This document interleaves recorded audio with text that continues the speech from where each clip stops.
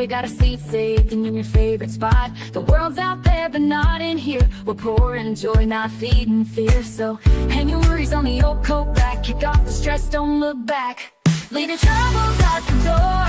We don't need them anymore.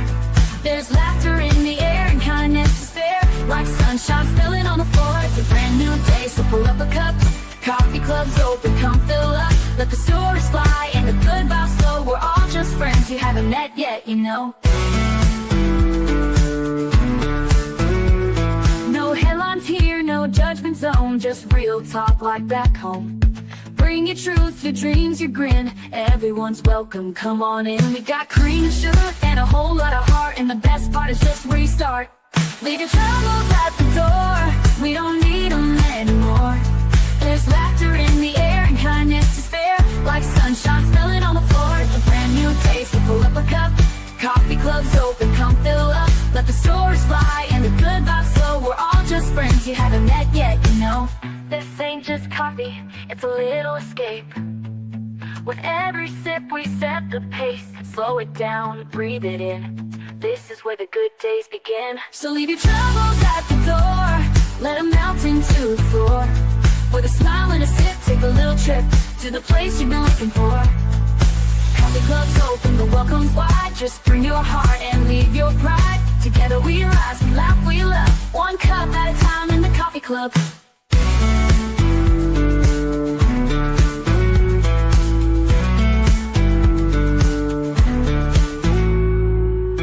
This ain't just coffee, it's a little escape. With every sip we set the pace. Slow it down, breathe it in, you know. This ain't just coffee, no welcome's wide. Just bring your heart and leave your pride. Together we rise, we laugh, we love. One cup at a time in the coffee club.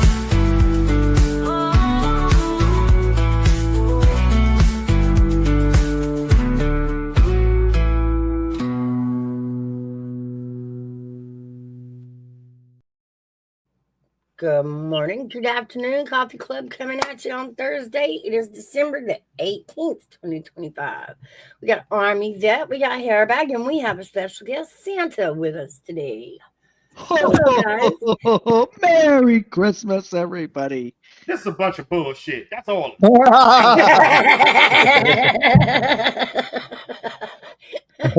6 more shopping days, people. 6 more shopping days. 7 more days for Christmas. You know, you're looking really healthy these days. Your hair's looking. I'm giving you compliments, guys, because like you got to give me a break this year, Santa. I tried. I really tried this year, Santa. You did it. You always do a good job, Mouse. Coffee Club always loves having me on the show.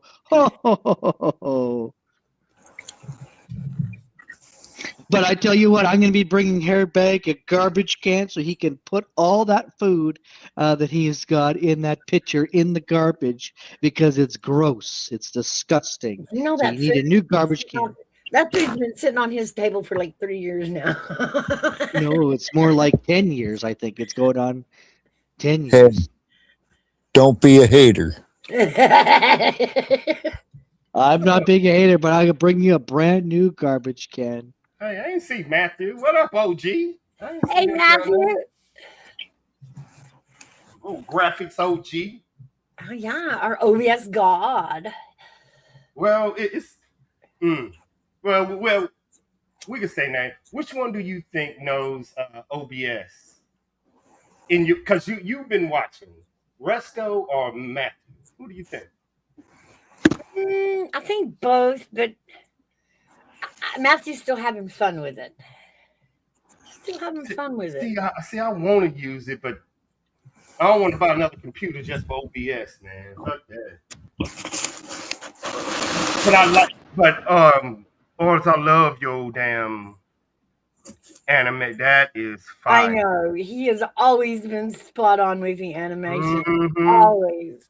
Oh, the Christmas tree is shining bright, and my reindeer are just itching for the 24th to go see all the little kids. Oh, we bring so much joy to the little ones. I don't know now. I'm looking at your face. Santa looked like a pedo. Well, no. I hand out too many candy canes I'm everywhere not. I go. His face And ain't Candy moving. eggnog, girl. the His eggnog face is ain't moving. delicious. Bounce. His face ain't moving. Army vet, you are naughty. He All is. right, little porcupine. Y'all, You let's are go. naughty. What the Yes, you fuck? are. You're very naughty. Look at Very, them. I'm very going on. naughty. Move this goddamn hands. I love it. You're naughty. That's a long ass fucking finger. What was it? Thumb. Yes, see? What the? Naughty. I You're have on a the naughty feeling. list there. AV is on the naughty list. Hairbag is on the nice list. Mouse is on the special list. Oh, am I And on so something probation? special will be under the Christmas tree. Could be big, could be not so small, but I can tell you right now, it's not going to be a mouse. Well, good things come in small packages. We all know that. That's right. Indeed. I'm prime example of that. Great things come in small packages. Exactly. It could be more sugar. It could be maybe coffee. You could sure use more coffee under the tree. Oh, I always use more coffee. So I must ask you, Santa Claus, with the weight issues you've always faced, and I'm not knocking that. We love our chubby Santa. But are we looking into Ozempic like with the rest of the clan here? You're looking into Viagra. Good morning. Good morning.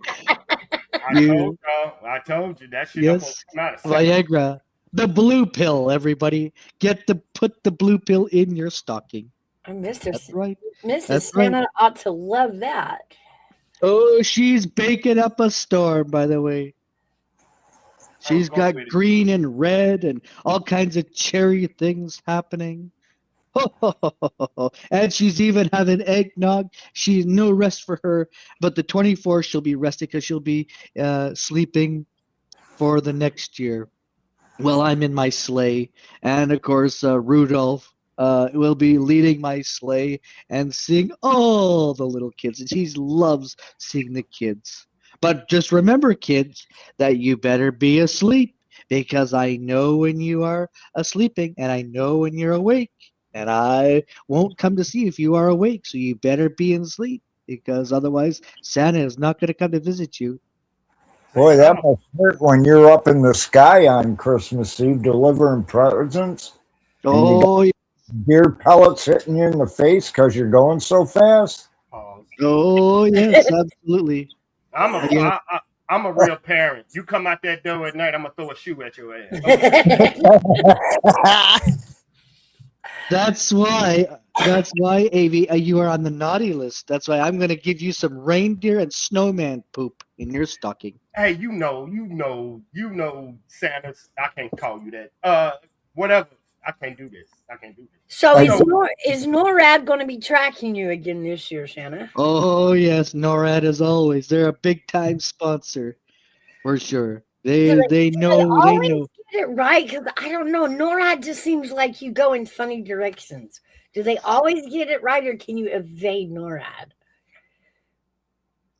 Well, I would say NORAD is good. And NORAD does a good job. Do you know that there's lots of employees up during Christmas Eve and Christmas Day, and so once Christmas Day comes, there's still employees. People think that it is all done computer and there's just two people. There isn't. There's a lot more than two people in NORAD. I'm not going to say how many, but there is lots. And I had to say thank you so much, and I had to give them a thumbs up for their work, NORAD, because they do a great job. And the little kids, they are just tremendous. I on my lap, I've had like 500 kids, and they all smile and giggle and one gave me a great big hug, just about tore off my beard. Oh my goodness. Everybody loves Santa as long as you're a good boy and girl. That's right. On adults too. And I've had a lot of so, adults. I have had adults sit on my knee. so everything's on time for Christmas this year. No delays, no hiccups. Well, got to we save we don't Christmas. know. This year is a different year. There could be a delay leaving, the North Pole. But I know one thing: Canada is going to be getting lots of snow very soon.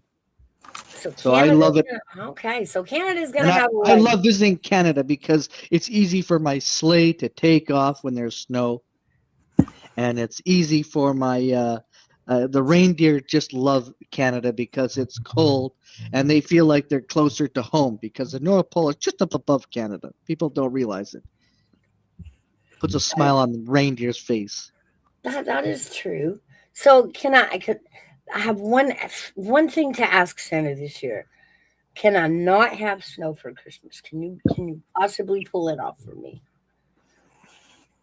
I don't know. That's a very tough request. Or That's maybe a just tough not in my request. yard. Like, everybody else can get it. Just like don't put it here. I Well, if I was to order a trucking company to come and get your snow out of the yard, I think that the current administration would charge me tariffs, and I don't want that built. I don't want that built. well, I mean, I could refine it, and that would lower the tariff. You could, but I don't think so. Anything is possible, my dear. Anything is possible. For you, Mouse, I'll see what I can do, but no guarantees, no promises. I promise it'll be squeaky clean when it gets there, sparkling white. Well, just keep the snow on the roof. That's all. Oh well, that makes for a safer landing for you. Is that safe for me to keep snow on the roof? It won't Is wreck my that roof, will it? No. If you don't have like a lot of snow, but you can have just a little bit of snow. Just 3 inches is good enough. My sleigh will like it very much. Pause. Why are we pausing? This isn't a movie. This is a live stream there, buddy. Because you're getting snowman poop there, Army Vet 420. I already have it ready to go. It's a little special. It's reindeer and snowman poop together. Well, just give them the chocolate covered raisins that look like it. It doesn't snow in Louisiana. Well, I'm giving you a broken scooter then, so there. Well, I know where Army Vet 420 is. It's a party place, and that's one place that I'd like to dance on that. But unfortunately, no time to party where Army Vet 420 is. No, I live in a Christian area. I live right across the street from a Christian church, Christian school, Christian area. Well, had it Yeah. being so close to Christmas, has anybody laid eyes on the Grinch? Because we got to keep an eye out. We don't want him stealing Christmas this year. So, Well, do you I've have an tackled him. update on the Grinch? I've tackled him, and he's a naughty guy. He's on the naughty list. The Grinch is naughty. Yes. And if we see the Grinch and he tries to steal our Christmas, any advice on keeping him away? Don't tell Christopher Robin. I don't have any advice on that. I just know I'm looking forward to visiting all your homes once again, and then I can rest for 365 days a year. It's the only home intrusion in life that everybody accepts. What, Nope. Santa? He's Have the you- only one that's allowed in anyone's home. That is a good question. Have you ever accidentally been arrested for breaking and entering? Nope. Not Nope. to my knowledge. Not to your knowledge. Because my sleigh just keeps going. They can't Nope. find you if you did, huh? You're out of there before they can even call in on you. Well, come on, Santa. You would know if you got it or not. Nope. No criminal record. Sorry. There you go. You wouldn't. Never mind. You almost said something I didn't know. Because the police are too busy Nothing eating bad. donuts and coffee. They're too busy eating donuts and coffee and enjoying Christmas. They don't want to arrest a man in a red suit. They're crazy if they do. And besides, I would fight them. Christmas would be ruined if they arrested That's Santa. We right. couldn't let that happen.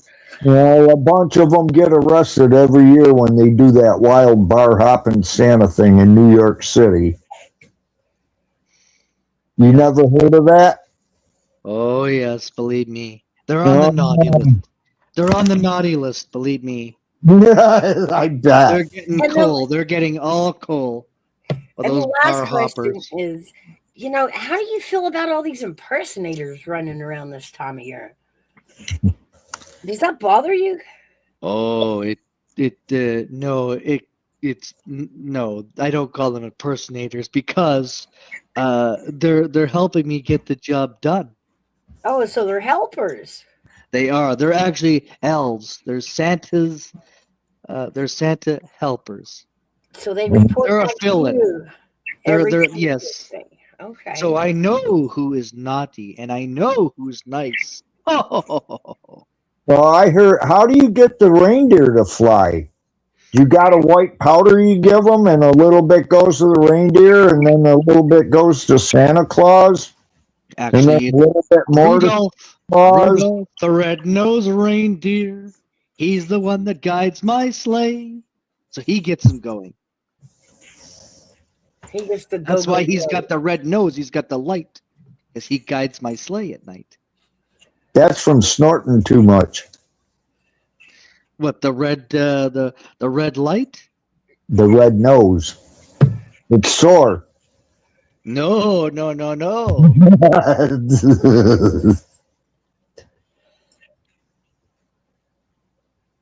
Wow. James says you ate his cookies. I did not eat. I don't eat cookies. So what is it if you don't eat cookies? What are we supposed to leave out for you at night on Christmas Eve? Beer or eggnog. Beer or eggnog? I don't know. That's That right. I'm afraid if I give you too much beer too early, it may make the end of the trip a little harder for you. Yeah, Well, kids won't get what they wanted, and other kids will get what they didn't ask for. Oh, Bob woke up, looked at his gift, and said, "Who the hell is Sue?" Yeah, right.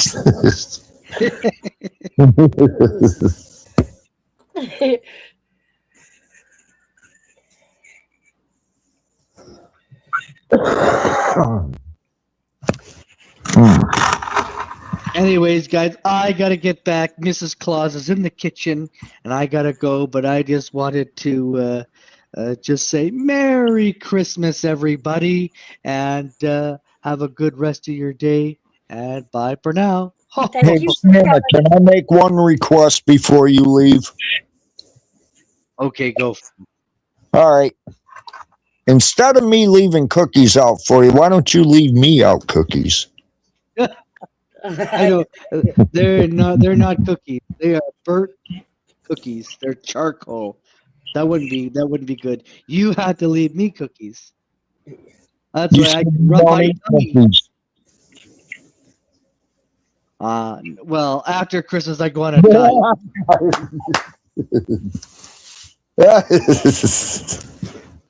Okay, you have a good one, Santa. Thank you, Okay. Santa, for stopping by and seeing us before Christmas. I hope Merry you Christmas, Eve. Mouse and company, and everybody, and Hairbag 420, Army Vet 420, Mouse. Of course, thank you so much. Take care. Absolutely. You have Take a good care. day. That was good. You just never know when Santa's going to pump in, do you? Or where? Yeah, or where. This time of year, he's just kind of everywhere. All right, come back, AV.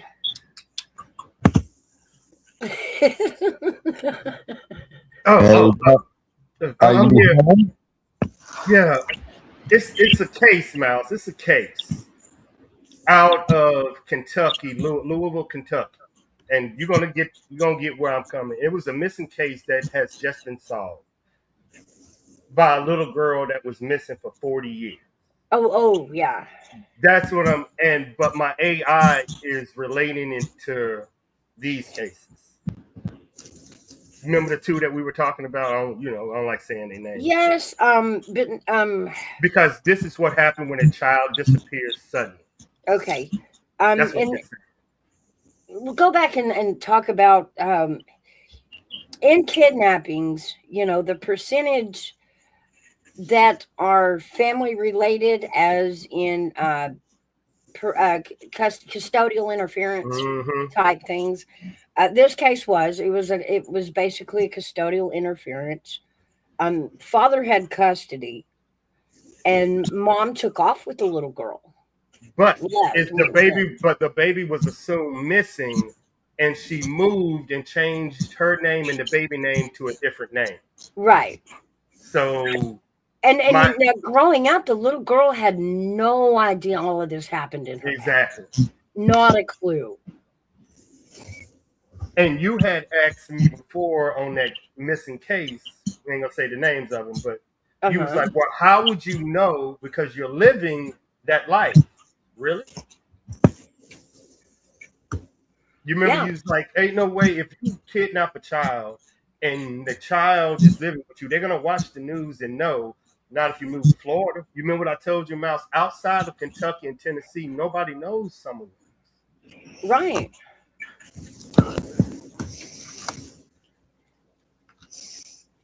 If this little kid is missing, why can't you name her? No, we just hate involving names because so many people do it, and Oh, okay, I get you. Yeah. And instead of getting stuck on the case, it was just the similarities in it. hmm Hey, that Dragon.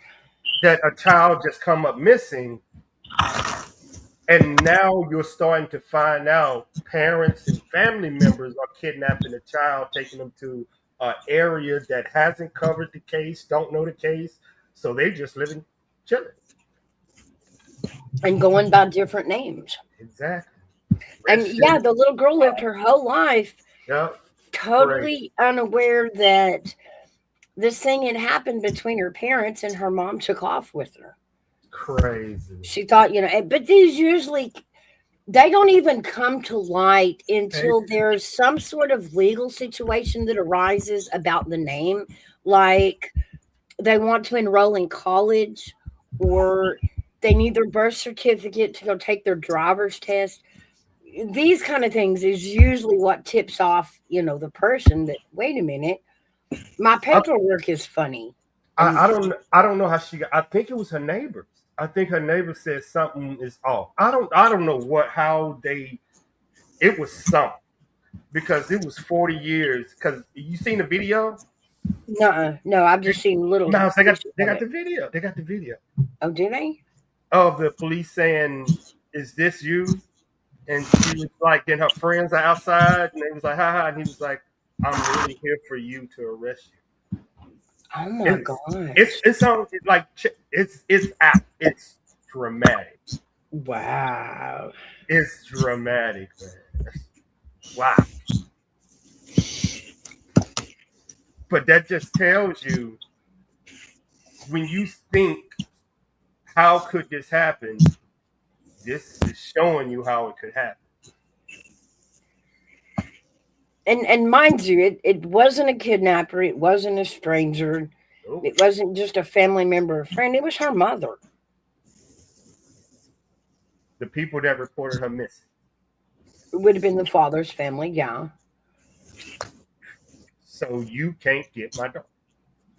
I just That's crazy. There's so many layers though That's to it. crazy, When we dumbass. talk about custodial interference That's and correct. telling a parent you can never see your child again, that can spark some crazy responses. That happened to my brother.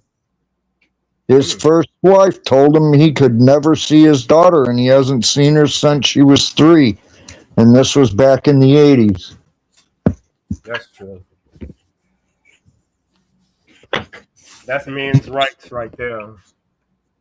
Well, it's same as the Ashley and the Melody case. Is that what she's doing? No, on missing cases, is this something that needs to be investigated? Because how didn't they put together that she had another child? Like, so I Oh, haven't really, they I haven't, knew mother took off with her, but how do you find her when she's under a different name? Because remember, back then we didn't have internet. We didn't have an easy way to get a list of phone numbers to call. We didn't, how do you track down school numbers in an area you're unfamiliar with? You don't even know the names of the school. So finding even your own spouse that runs off with a child, if they never use that social security number again, it was hard to track them down through the system. yeah, her name is Deborah Newton. Okay. It's what? Deborah Newton. Newton? Yeah, the video should be on YouTube. Okay.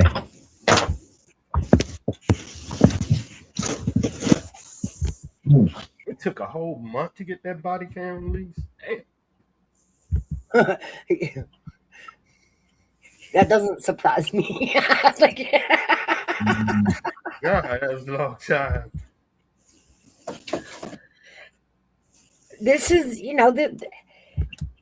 having the body cams on the police officers. Initially, we thought, okay, yeah, that's a good idea. Everything they do, everything they see is going to be recorded. And then we were learning now, well, you got to turn it on. You got to keep it on. These kind of things. Trying to get it.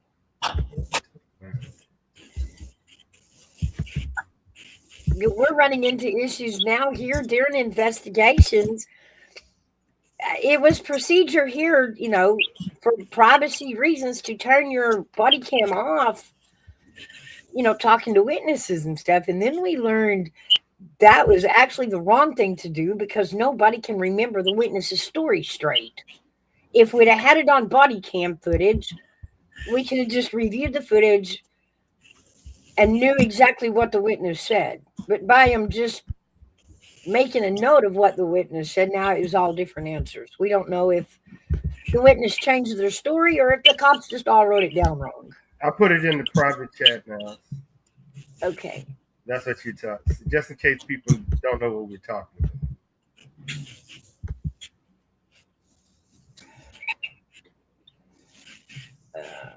Hold on. I know you know how to hide shit. Yeah, hold on. There you go. Wow. It took them a whole month to release this?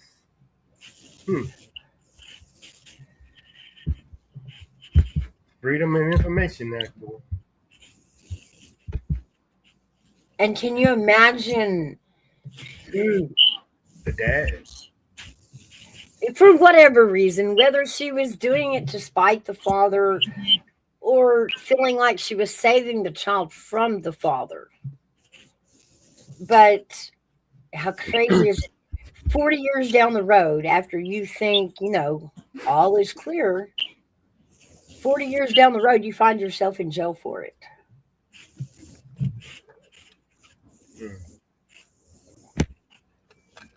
That's crazy. Isn't it? I mean, it's a different investigation tactic that not FBI, but local police need to start, putting into their lexicon. That maybe the father or the mother did kidnap their own child or a family member. Like you're saying, protect the child from a situation. Now, this is just a new way of thinking that you have to put into your lexicon. Yeah. Because remember, me and you went through the Sebastian Robbins case. Like, how could it this? And then we put it through my AI, and my AI said that he's probably 3 blocks away. So that's probably a family. You see what I'm saying? Yeah. Somebody that's seen this condition.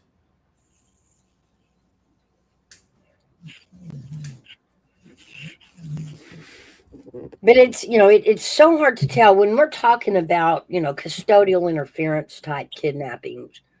And that's usually the non-custodial parent running off with the child.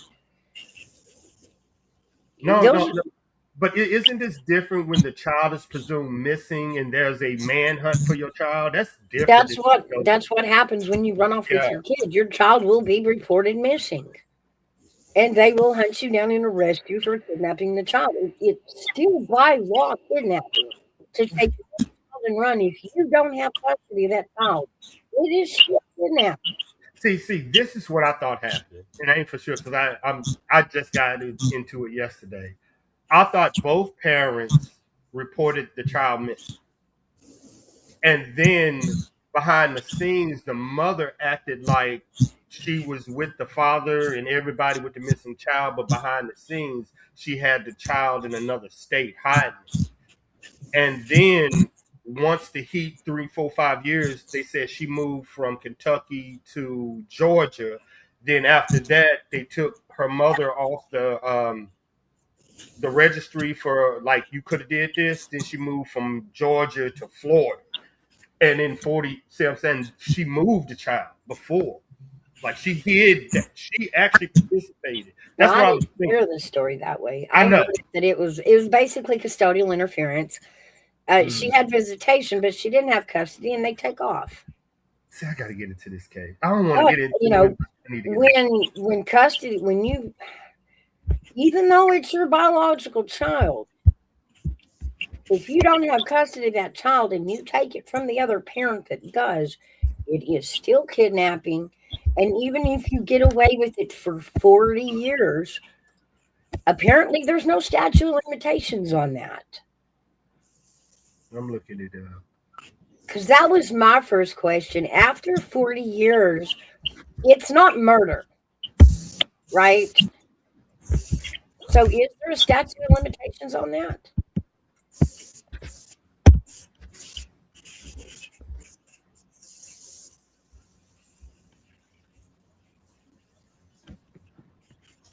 Hmm.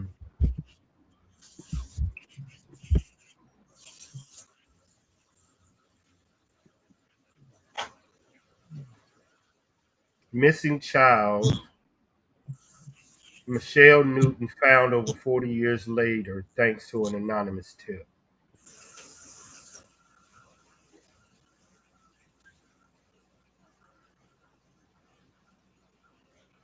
And how do you feel as a kid? Everything goes down one day and you realize the name you've been going by is wrong, the story you've been told is wrong, and the mother that's always been there for you is hauled off to jail. That's a crazy kid. And on top of that, now the father's family obviously wants to see you, and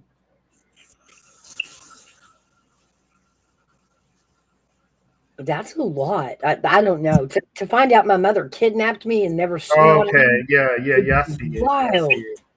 I see it. I got it. Just I'm finna put it in. Okay. Whew. I had to dig. This is what happened. You're right. That's what happened.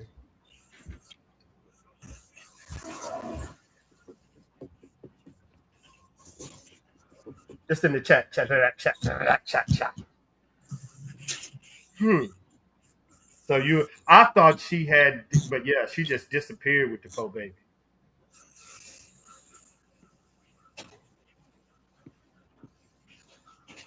Oh, okay. She did yeah.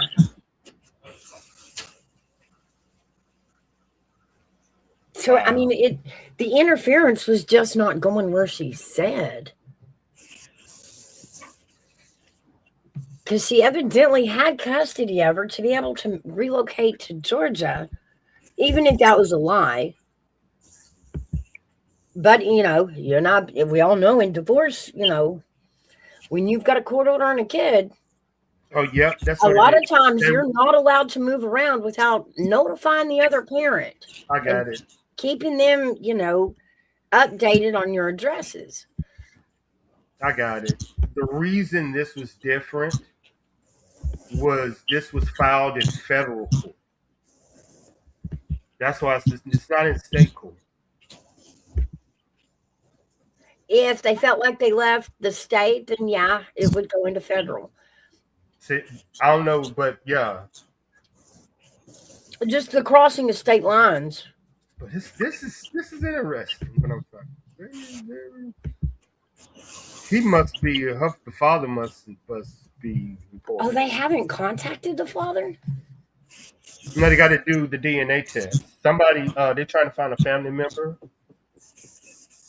to confirm DNA. Oh, wow.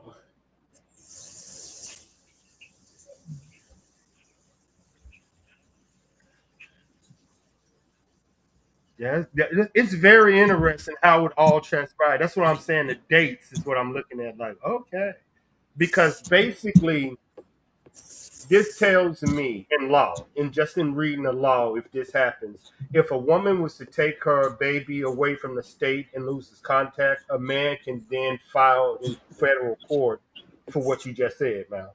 Any man. You see how I'm looking into it? I'm going the opposite. Deborah was later indicted for custodial interference, and the FBI filed a warrant for unlawful flight to avoid prosecution. But the case, however, was dismissed. See, it's after the father couldn't be reached. So then, that's what I'm interested in the backstory. People, yeah, absolutely. I'm digging on this, and it's just interesting because there's still some more stuff in it. Hey, Steve. What up, Steve? It's some interesting stuff, man. Interesting. It's definitely a dynamic to look into and talk about between custodial interference. Why does one parent take a child and run? Is it always for safety? Is it, is it to be mean to the other parent? Is it for the safety of the child? And how does that harm the child when that happens? 25 fathers commit suicide daily for they don't get to see their child. The law always wants the child with mother if possible. Yes. Now, this might get your mind going.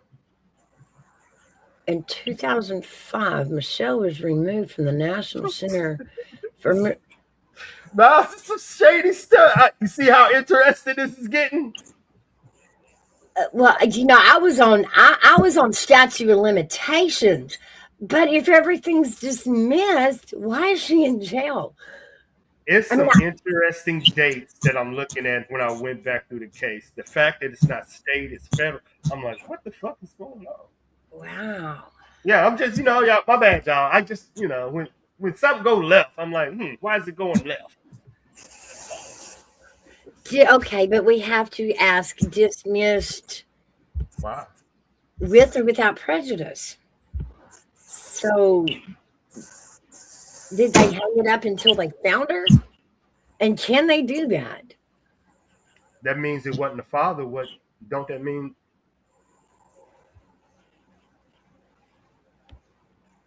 Why would they remove her from the database in 2005?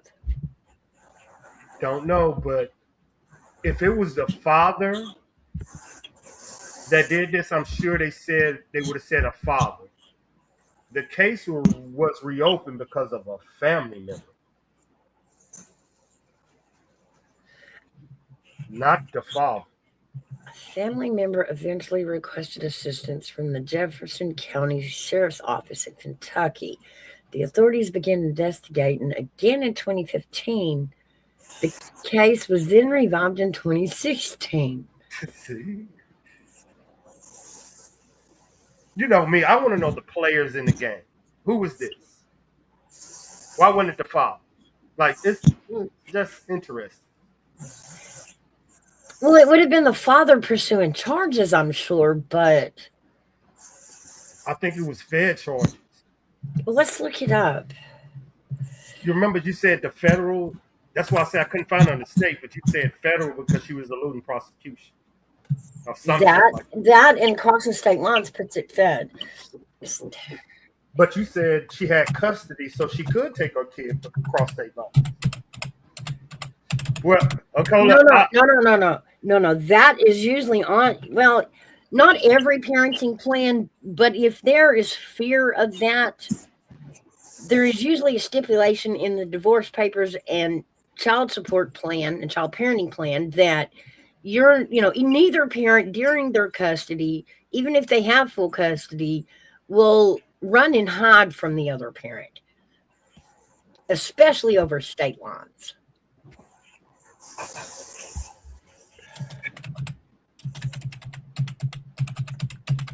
family. So it tells me a family member was concerned. Well, I mean, I'm sure dad was. Any father would be.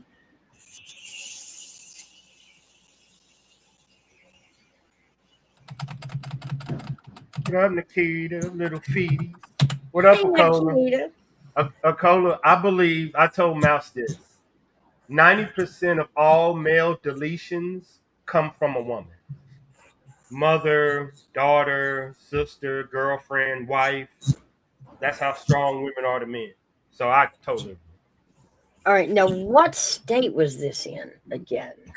Either Kentucky or Tennessee, something like that. You know what I'm saying? I just got the case yesterday when I seen the video. So I'm new to it too. Because remember, I thought she was missing. I didn't know she kidnapped the little girl. Okay, well, I just flipped it over to Kentucky. The first answer was yes, there was. But in Kentucky, there's no statute of limitations for felony kidnapping. Parental kidnapping is a felony with a non-custodial parent takes a child in violation of a court custody order. So no, there's not in Kentucky. You can never wait out that law in Kentucky. You can always come back and be arrested, no matter how many years. Hold up. I got a question. All right, see, I'm a man. I don't know. I need help. Hey, what up, McDowell? Hey, is that true? Like, who is Michelle the missing lady? Miles, this is what I got off the FBI website. Is that true? Michelle, who was also using a different identity in another state, contacted the sheriff's office and was reunited with her father and extended relatives. I guess so, if you found it somewhere. Now, if her name is Michelle, what is going on? Okay, I think Deborah was the mother and Michelle is the daughter. Yeah, so what the fuck is that? So apparently Michelle went and the child contacted the sheriff's office and told on her mother. What? Interesting. What? Baby girl wanted to be with her daddy. Pause. If you found out, like you're... Wow. You had been lied to. Yeah, that's what I'm saying.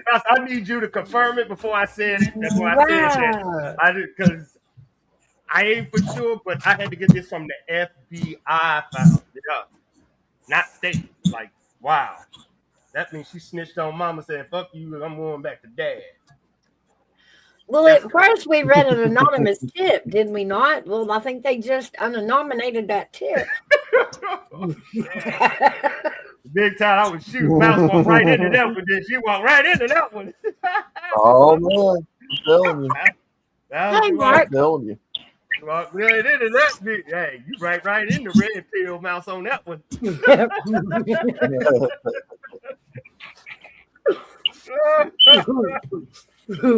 You walked right into that one. Well, I'm just saying. Wow. How would she have found out? Because she said anonymous. But if she was the one that actually contacted the sheriff, how did she find out? It is what every man and woman knows that has been adopted or in foster care. They will tell you this themselves. Anybody. that need to find out who and where you're from and who your mom and dad is a pull every 18-year-old have. Every man that's been taken away from their dad will tell you, I want to know who he is. Every Okay, daughter but will tell you I that. get it, but this woman's over 40. It's been 40 years. No, I think she was 40. The girl was 3. No, the crime happened 40 years ago. I know, and the baby was 3. Okay, so but she's 43 now. No, that means she just found out now. That's what I'm saying. This wasn't an 18-year-old I've always known.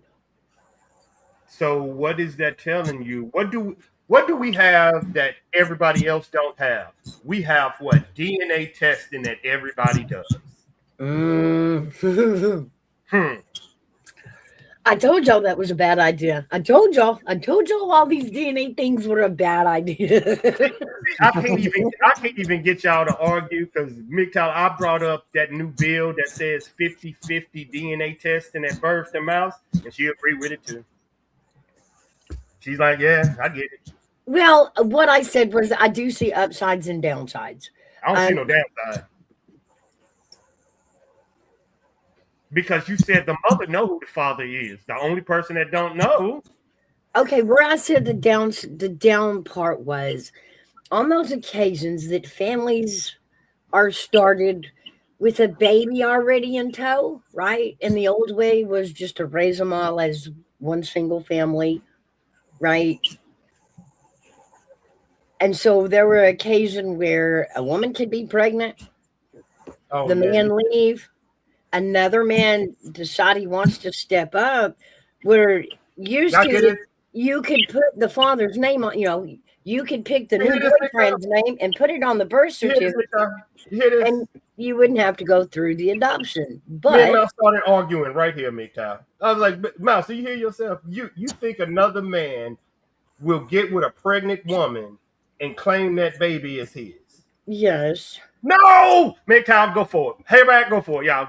I can bring examples. I can bring examples. It happens.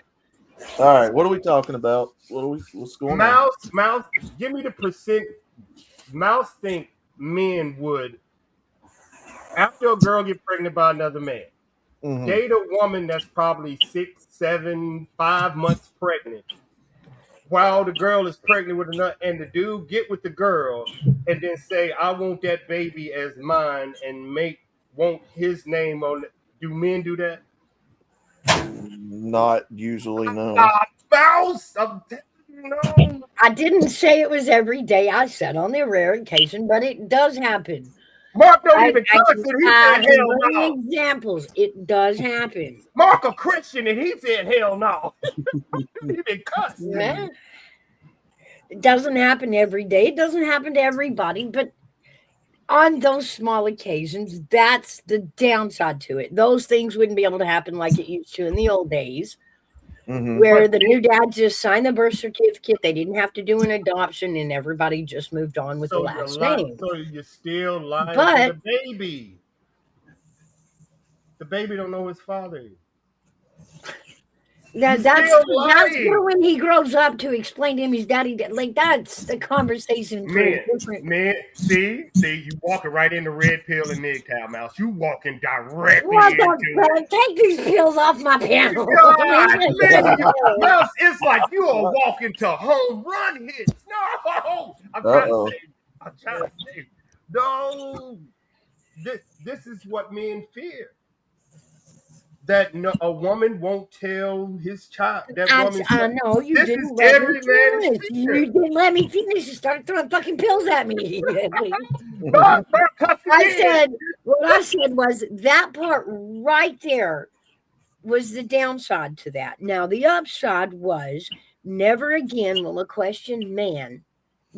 man question a child's paternity when it leaves the hospital. Both mother and both father will know from day one that's their child. No bullshit, no games. Now, MGTOW, isn't this one of the that group's one a flag that need to be planted in the ground. That's one of y'all biggest talking points. Okay, now the other downside to it was Yep. just the privacy issue that now we're just collecting DNA as you're born. Now we just got all, everybody born from that moment forward, their DNA will always be on file.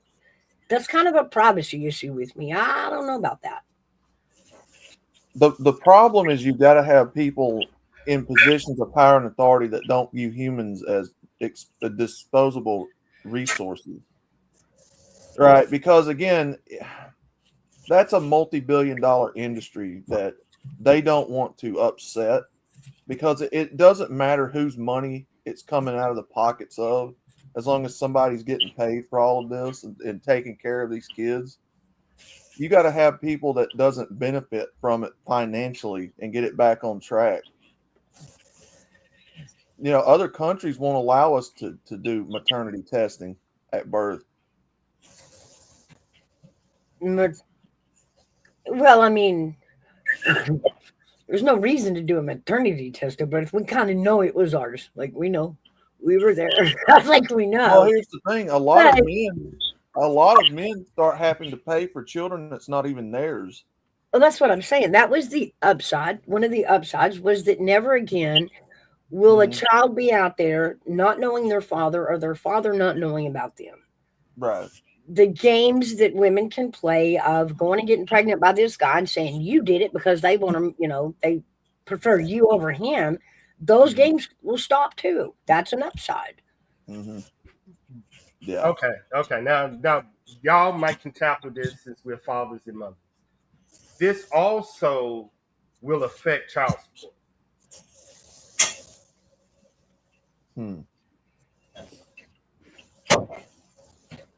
So men will have to decide, do they want their child or go to work? Because if it's 50-50, me and Mouse was talking about this, that means you ain't no weekend dad. You know what I'm saying, Mouse? Oh, wait, all right, hold on.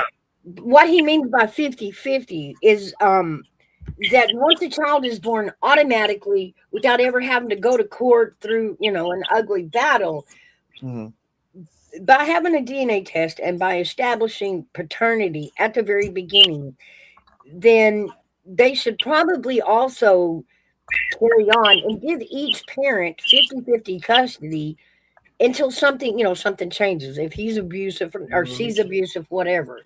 But establish automatically joint custody of a child. Yep. And the way that it's still being proposed. I think it's in Michigan or Cleveland, somewhere like that. But it says that like at birth, it's 50-50. Now, say you are a CEO and you're working 24 hours. You can't have your child for 50-50. Now it's going to be like 30. You know what I'm saying? Now you're adding money. So that's the wiggle room that we're going to say. If you're working a big time job, you're going to have to cut your hours because, like Matt said, now you got to be mom and dad. You got to take your kid there. You got to show up here. You got to go here. Now it's every day. It's not just Saturday and Sunday. And most full-time dads know it's a full-time job. Right. But isn't that what y'all are asking for? Oh, yeah. I believe it's easier. I mean, it's easier. And me as a single dad, it's easier, y'all. Y'all have DoorDash. Y'all have what's the thing that you can get into a car and go somewhere, man? I forgot the shit. Uber. Yeah.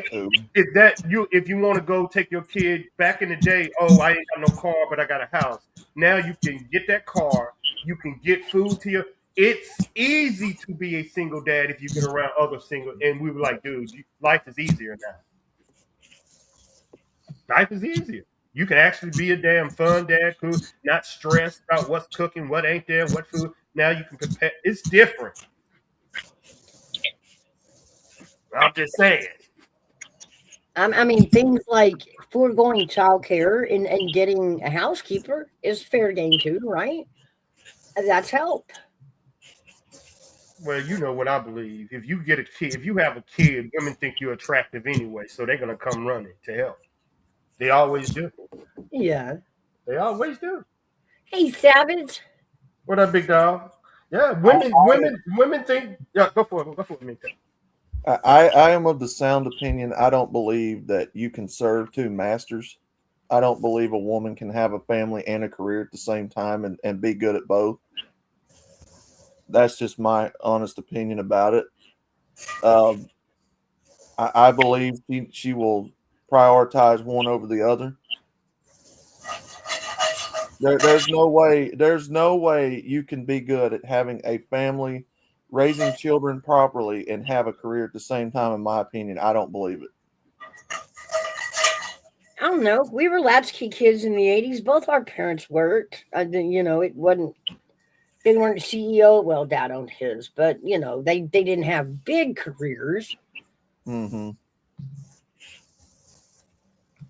But then again, But then again, we had to live. We had to navigate the era of the latchkey kid, and we hated it. then again, you already know where I'm coming from with this stuff. So Mhm. I personally, I don't think it's possible. Do people do it all the time? Yeah, but that doesn't mean that they're the best at it, and that that's just my opinion. I know, but I only say that because it's so hard these days, even when parents are together. I mean, it's a And, discussion. It's just a regular discussion.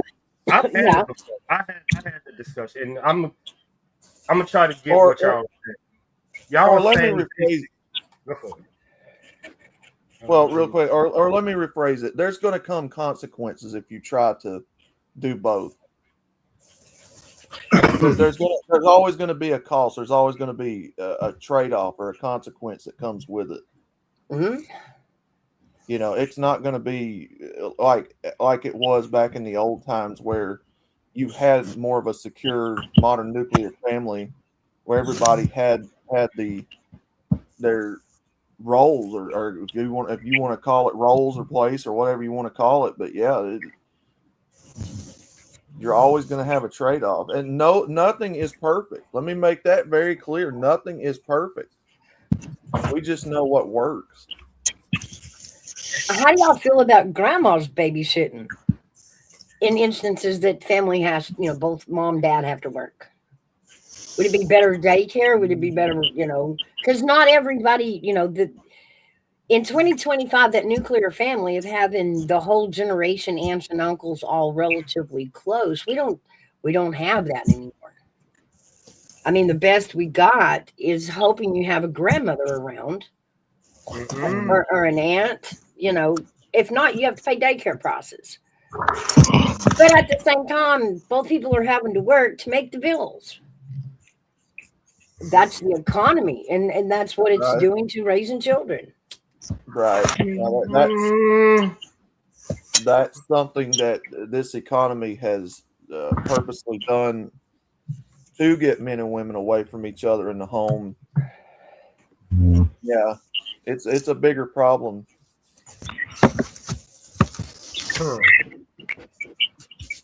So what I'm hearing out loud is you would prefer if she did stay home and you worked and focused on, like wife, husband and kid duty. We know in general it works better, but nothing is perfect. No two Right. circumstances are going to come out the exact same. Sometimes you can have both parents and the child will turn out bad. Sometimes you can have them stay at home and the child will turn out bad. It's a toss up. It's Right. really, there's nothing set in stone or guaranteed at all.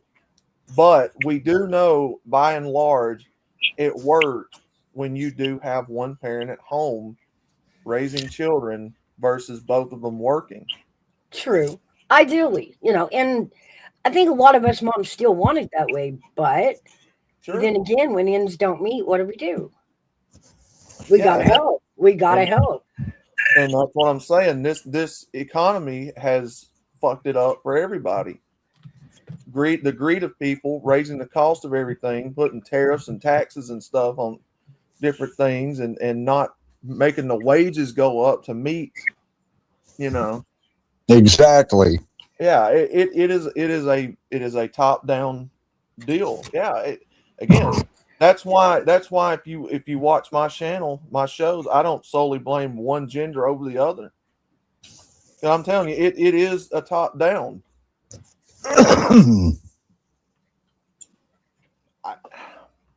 People are doing what they have to do in this economy, but you have to keep in mind it's not perfect. And it shouldn't be this way. That's the point I'm trying to make. It shouldn't be this way to where both people have to go work just to barely scrape by. That's coming from the top down. I agree It's with that. called greed.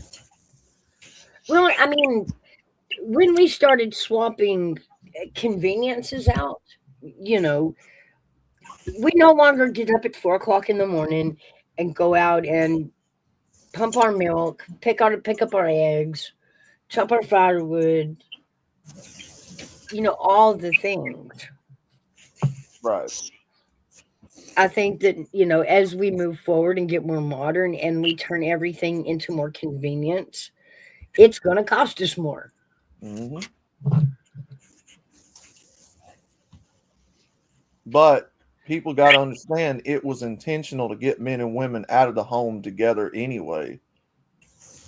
So it was. I mean, no different than the feminist trick they played on us, just because they didn't want us talking Soviet talk, Mm-hmm. So they threw feminism at us. Mm-hmm. And yeah, here we are. I don't want to be in the front line of war. I know there are women out there that are built for that, that are mentally ready for that. Not me, but I don't want to be lumped up with those women. They can do it. That's great. I don't want to. Yeah, so it's a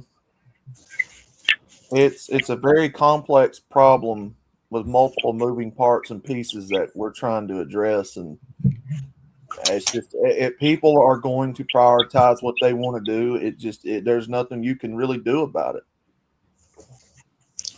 So how do you feel, Outlaw, about them DNA testing children at birth, paternity testing, DNA? Testing DNA. Yeah, getting a DNA test at birth. No.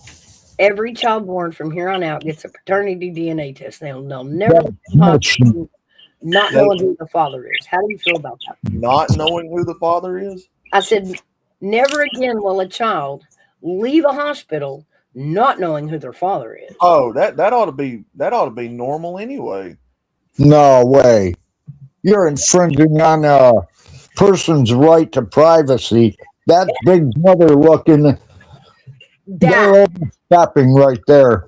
I really did. I figured the boomers would honestly feel this way. And I know the boomers are really big on privacy.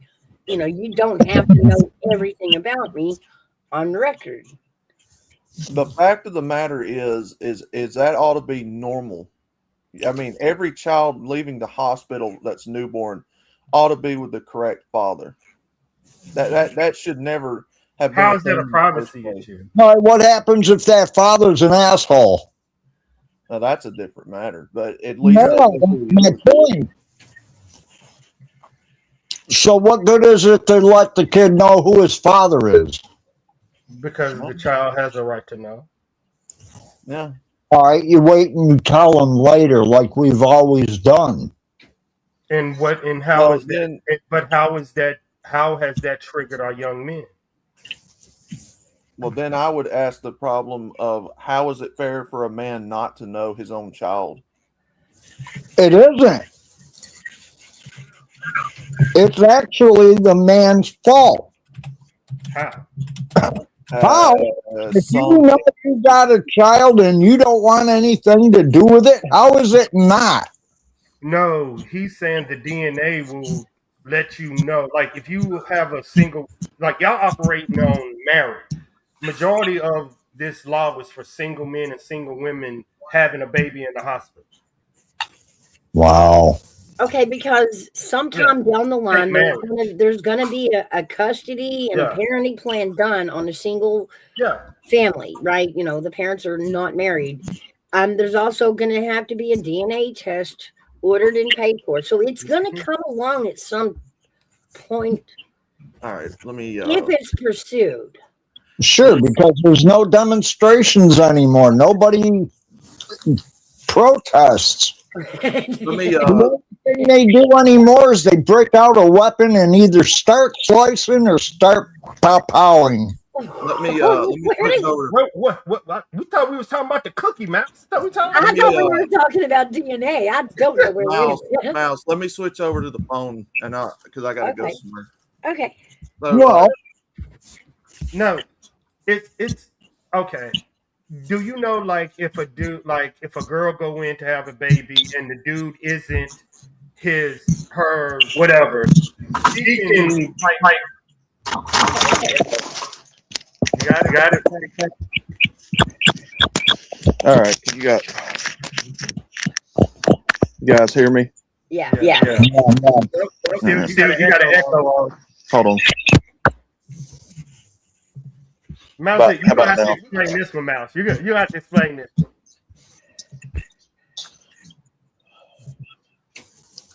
Okay, let me see if I can help him out here. Okay. Basically, you have a big problem in this country where, regardless of what the man has done, the woman or the man has done relationship wise, you have a disproportionate amount of fraudulent paternity going on in this country where sometimes the wrong man is paying for children he never had simply because the courts ordered it. So why MGTOW wants that to be a thing that ends is because you see the damage that it's caused by forcing the wrong men to pay for children. Hold on, stop. Let me close the door. Okay. Why didn't they do that before they ordered the man to pay these child support charges? Why did they have to do it right at birth? Go ahead. Say it again. I'm sorry. I said, why would they have to? Why don't they do it at when it's conceived instead of doing it with the child when it's born? That's a little hard to do. Well, they do it all the time. They do DNA tests with unborn children. But now that's evasive. That's because I have children. Well, that's actually going inside of a female. It's a pretty invasive Yeah, operation there. No. Yeah, like But either way, Battle here. the birth certificate is not applied for until birth. And it's at that moment that I feel like, at least for statistics and status and permanent records, the truth should always be told on the birth certificate, right? Come on. It's what you had said, Mouse, to keep it cut and dry. Mouse said, if he's the father, if he's the father, why would you care? Come on. Why would you even care? Yeah. You do. MGTOW, go on mute. Sorry. Say it again.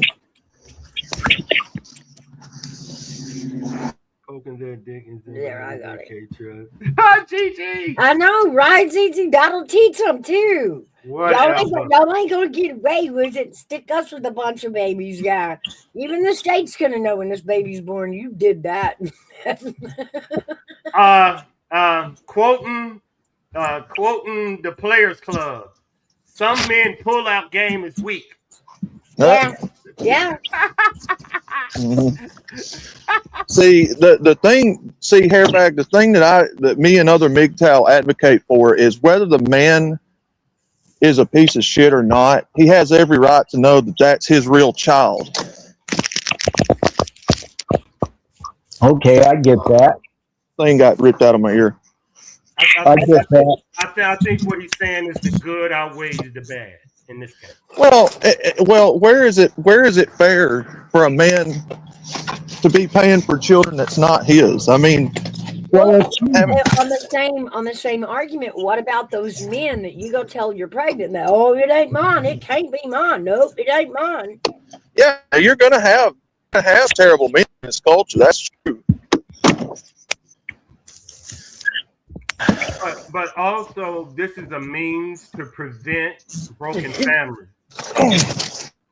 It was also a Christian bill at the beginning because this was a way for them to have consequences for females having sex. If you're not going to have sex and that be the father of your child and you wanted to stick somebody on child support, 50-50 custody, you get no more child support. Good luck. Unless he ain't taking that 50% custody. The child support percentage or label can always be changed with the petition to the courts. You can always go in and petition for full custody or custodial custody because there's still going to be a parent with custodial rights. It can't be both. Well, not every situation is going to be. Right. Not every situation is going to be 50-50. And not every man is going to be, a good guy or whatever. But I mean, even bad people deserve to know that their children is theirs. That's just humane. Yeah. No, some guys aren't humane. I mean, I can agree with you all day long. Yeah, there's bad people in this culture, sure. All right, let me add one more group of women. What about those that were assaulted? Because once the law tags that child back to that man, now he's got full rights over that child. Even though he created an assault, now he's got rights to your child. No, not if he raped you, he don't. Well, my belief is that he at least deserves to know whether he gets to be a parent to that kid or not. I mean, he at least deserves to know. Well, I'm definitely with you out of this conversation. Well, if he's rotten enough to do that to a woman, he's not good enough to be a father, in my opinion. Y'all do realize that takes 2 extra. Yeah, it's a fine line. It is a fine line. But my point, 2 extra court hearings. Yeah. To show that a child of assault does not need to be around the parent. And now see, even because the way like CPS looks at it, it's not what you did, it's what you're doing now. So even though he may have assaulted that woman back then, he gets a fair shot until he does it again around the kid. EG screaming in the chat. Well, that's not every single man does that to women, though. That's what I'm trying to point out. That's what I'm saying. I'm taking this category by category to talk about each category and how it would affect each different category by this one law. If you've got a piece of crap man that does that rapes them, I believe he deserves to know that that's his child, but I don't think he deserves to be in its life. Right. And so we were having these issues with the courts through the years as the laws were changing on this. And at one time, I'm hoping they've changed it, but here recently at one time, even though you had raped her, and if you had even been convicted of it, it was still your child and you had rights to it. Now, how crazy is that to go fight in court? I kind of agree with Gigi in the chat right now. Like, okay, I'll give you. Here's your pushback, Nick. Here's your. Okay, go ahead. Why? Not why should he know, but why? He has no rights to be in his life, the child's life, or that person. Well, the main. Why? What's the the main problem? The main problem is there's too many men that's being falsely accused of rape, and there's too many men out here in the culture that's not bad people, despite what society is saying about them. A lot of innocent men gets caught up in this nonsense.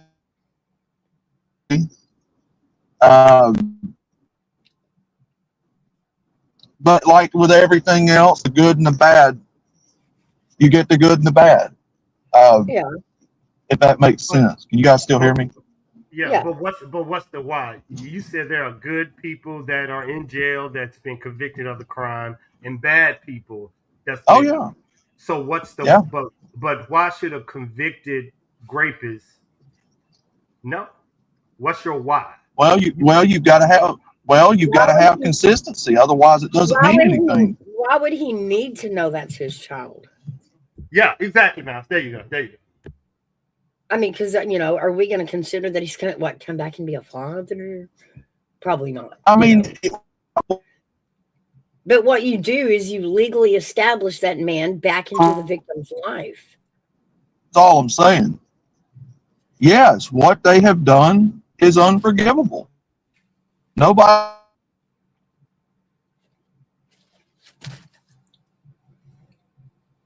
You're roboting. I think we lost him. I know. Hey, that's why I asked the question. Because it's a why. Yeah, I was dicing this out. We've gone all the way around. I wanted to go through every category that this would affect, because not all women, not all having a baby, are all the same situations. Right. So to lay a blanket law that everybody has to be DNA tested as they're born, like I said, we were talking about, let's see how this is going to affect every category. How is it going to affect the single mothers who's, the father doesn't want to be a father? How will that just affect fathers that aren't fathers and think they are fathers, and she played a whole game on them? All the categories. Well, here's the thing. Why are people out here having sex if they don't know that they can get pregnant? I'm pretty sure we all know where babies come from. I just don't. Yeah, I'm responsible. My question to people like that is, why are they being, why are they out here doing that type of stuff if they don't understand that a baby's going to come out of it? I mean, this is why. You got a fair point, and I get it. You're right. Morally, this is why I can't take modern culture serious. Oh, hold on. Are you having a conversation about no sex or use of condoms? Which one? I'm really interested in, because I know you're Christian. I want to see where you're going with it. Are you saying you can have sex but use condoms, or the fact of having sex altogether? No. That's where I'm going.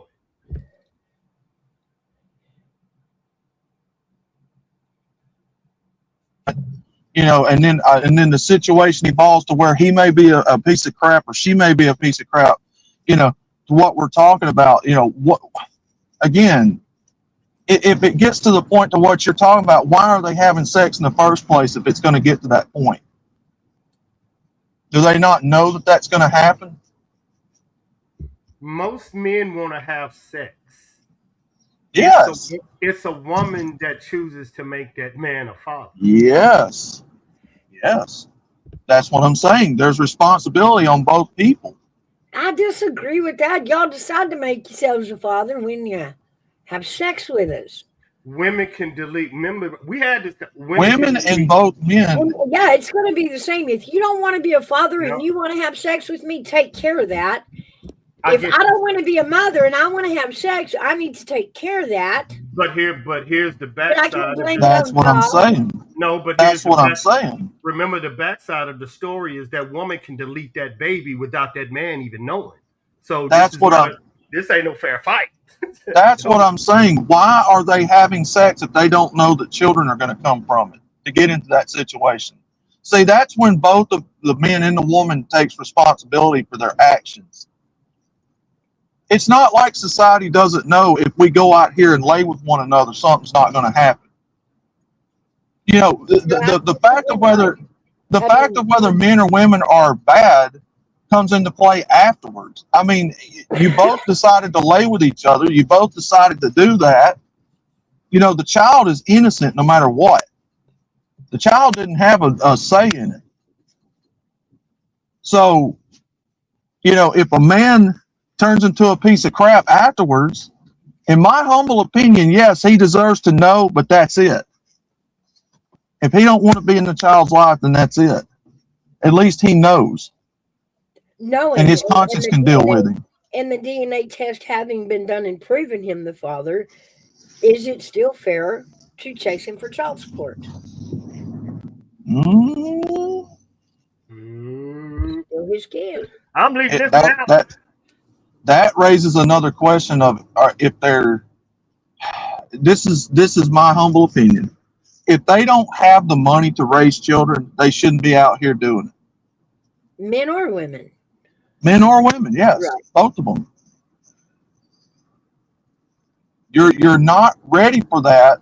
That's why I say, people out here are just doing it because they want to do it, and then the consequences come later. I mean, Yeah. But we're human and fallible, and that, in a perfect world, yeah, nobody should be doing nothing premarital. We all know that but morally. But like I the world said, isn't moral. So here we said, now we have women having children and paternity in question. So now we have an a theory that should we test them at birth? mhm. Does it solve more or does it hurt more? the as far as I go with it, they at least need to know. Okay. Now, paying for it, that's a different matter entirely. But yes, they do deserve to know. And But that's not to say that just because a child is born in a paternity, you can still go to court and the mom can still get sole custody if he doesn't want it. He can still sign away his rights. You'll still have that option. Yeah. It's crappy, because them kids didn't ask for that. But it's still an option, the same as we have our options. because I believe strongly that your conscience will deal with you. If he knows that that's his child, but yet he's still being an a-hole about it, to me, I think his conscience would deal with him to want to be in the kid's life. But, that's not everybody. Well, we step into these grounds that you can't force another human being to do anything. Right. You can only control yourself. Right. That's where the DNA come in at in the court system. The whole. That go ahead, you have to prove paternity to even enter the court system. That's what you're going to end up doing this anyway. Yeah. See the whole argument with our group here, us red pills, MGTOW, we don't like the fact that there's too many innocent men that aren't pieces of crap having to pay for children that ain't theirs. So it's the flip side of what we're talking about. There's too many men that wind up having to pay for children that's not even theirs. Oh, sure. And that happens constantly. We're not here to say that the court system is absolutely Right. perfect, because it is not. Right. There are guilty men walking the streets and there are innocent men in jail, but that's not all of them. Right. Yeah, you're always going to have it. There's always going to be the bad, the good. But this is a multi-billion-dollar industry that these courts and these judges and lawyers and people that make laws make off of this, because of the way they view men and women as disposable commodity. It don't matter whose pocketbook that money comes out of, as long as somebody's paying. Courts don't care. The judges, the people that make the laws, don't care. No, they don't. I'll take that up front. If you think a judge is going to hear your story, he's not. He don't care. They hear this stuff every single day. They're jaded to it. Yeah. So they don't have a dog in the fight. It's us down on the ground level who have the dog in the fight, which is why so many of us men take it personal, that people accuse us of being garbage. And, Well, now I don't state that and agree with you for that reason. I state it because, going in, I say this to both men and women, in a divorce or in a custody battle, understand that judge will let you sit up there and sling each other through the mud as long as you want to, because he's getting paid by the hour. Oh, yeah. Oh, yeah. But the only one who really cares about the well-being of your child are you two. I don't care how mad you think you are at each other, how much you've hurt each other. You better come to the realization before you get to that court that it's either y'all going to decide how to raise that kid, or a man representing the government that don't care about your kid. Y'all are having two different conversations. You are talking about divorce court and child proceedings. You are not allowed to even have a conversation with mom. You got your lawyer. I got mine. That lawyer is going to try to get as much money out of my pocket, and my lawyer is trying to stop it. No, today, Y'all have two before different divorce conversations. proceedings can begin, the first thing they do is make both parties attend mediation. No, they don't. Yeah. You're talking about divorce, not child Yeah, support. no. It's All no of it. mediation. It's no me. You get a lawyer. She Well, goes okay, into maybe child that's right. support court, and it's over. You get a letter saying, "Meet me in court." That's it. Y'all are having divorce court versus child support court. Child support court, the man can be living his life. The woman walk in there and said, "I want him on child support." Party over. Yeah. He don't get to talk, say nothing, defend No, himself. he can still petition for what he wants. Never. This is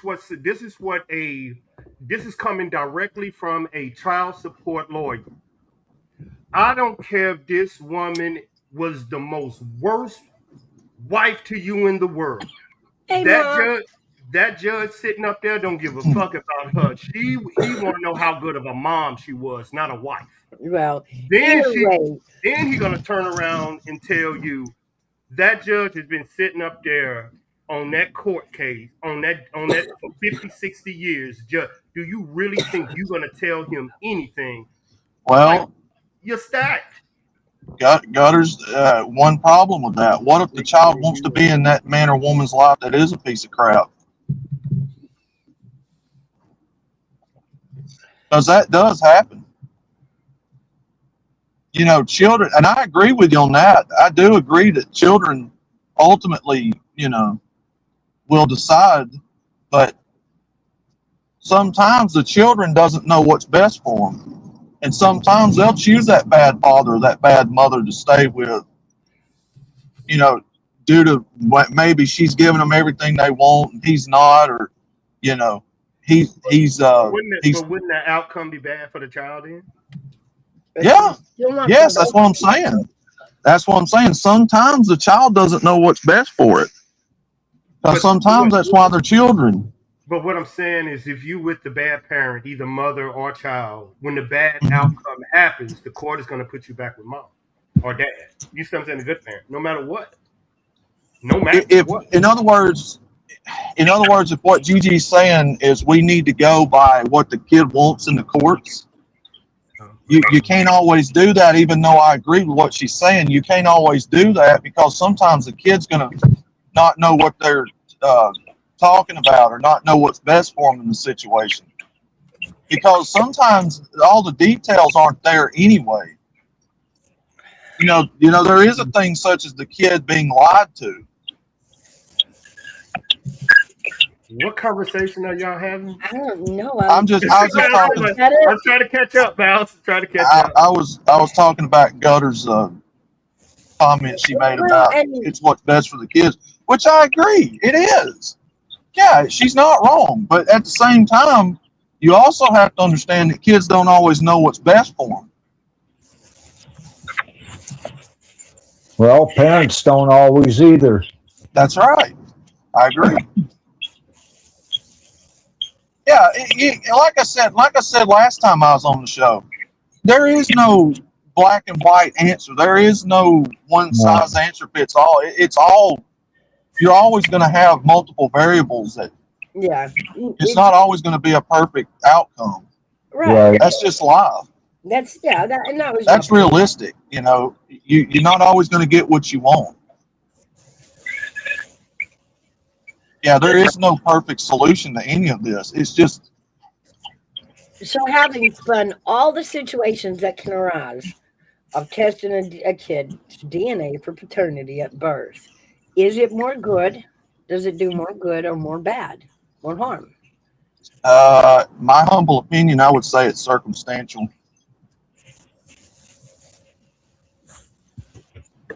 Hairbag, what do you think? What was the question? I was a little bit busy. Sorry.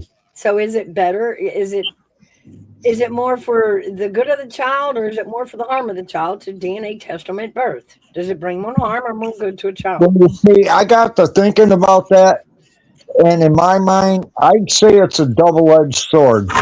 I can see where outlaws saying have DNA testing to let the father know if he is or not. So he's not, either he is rightfully paying child support or not. Right. But at the same time, you are violating that child's right because you know where that DNA is going, right? It's going to the government. You see that? Yeah, It's that. a big brother stepping in where big brother doesn't belong. There you go. Yeah, I agree. That was the second part of it, was, do we want our DNA from here on out being recorded at birth? It's like fingerprints. Well, Cops don't have everybody's fingerprints unless It's you. going to happen anyway if you want well, custody of the child. something needs to be done because there's too many innocent men that are being stripped from their children and the right to know their children at birth. This system that we've got currently in place is garbage. Right, I agree. But in reference to our privacy of our own DNA, Privacy. the privacy. Now they've got our DNA on file as soon as we're born. All our baby blood is on. We all the people that have kids. You know your child's blood is in the medical database. And not only that, if you've been in the military. Yeah, y'all know your baby's I'm blood is in the I'm sticking up for your argument here, Herbert. I'm like, what are you doing? You're going to have situations where you've got bad men. You're going to have situations where you got bad women. It happens. In my humble opinion, there's sometimes you're going to get people that just don't want anything to do with the child. My thing is, why did you have sex with them if you knew that was going to happen, but yet? Because she's purty. Because men are men. Because she's purty. I mean, do you know what box wine do to you on the Netflix date? They weren't thinking with the head on their shoulders. That's all. Do y'all know what box wine and Netflix and chill does? Yeah. Oh yeah. Yeah. It discusses their income, career, and talent. I mean, I get it, but it's something that, like, come on, y'all. The urge. Have we forgot that? Like, Val, come on, girl. I was waiting. Mark, come on. You got to, because they shut the other one off. That's what I meant. I said in a other card. In a perfect world, yes, nobody would be having premarital sex, but this is not a perfect world. Yeah, far from it. Here we are having babies who need paternity tests. That's just a fact. I hope that loan's legit. Yeah, I hate to tell y'all, there ain't a lot of virgins. I hope you ain't being snookered. Mick out, mute. Hey, Bruce. Yeah. Welcome in. Oh, it's okay. I got it done talking.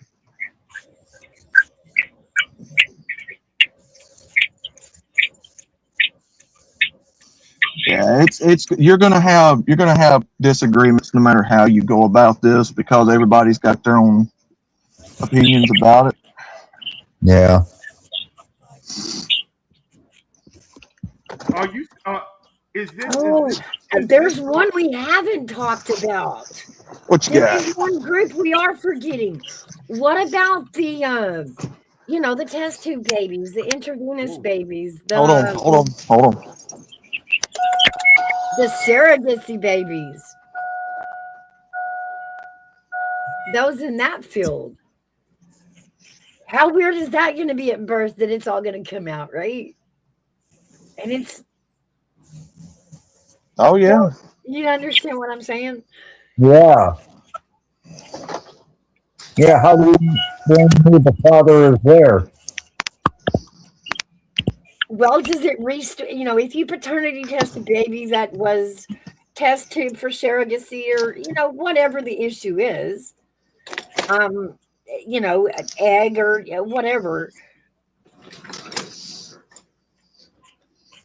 once the child is born and there's a paternity test, does it open back up legal options for the birth father, who was not supposed to have anything to do with this? Like, does that leave him back on the legal hook? Well, like I said, the legality of it is a different matter. As far as I go with it, I believe they should know Right. whether they pay for it or not.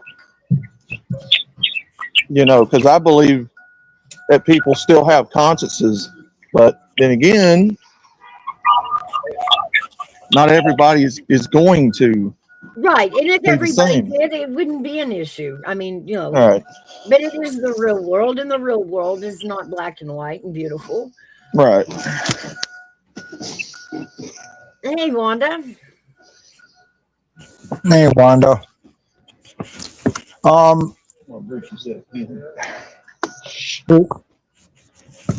Is that what a sperm bank is for? Okay, that's what I'm talking about.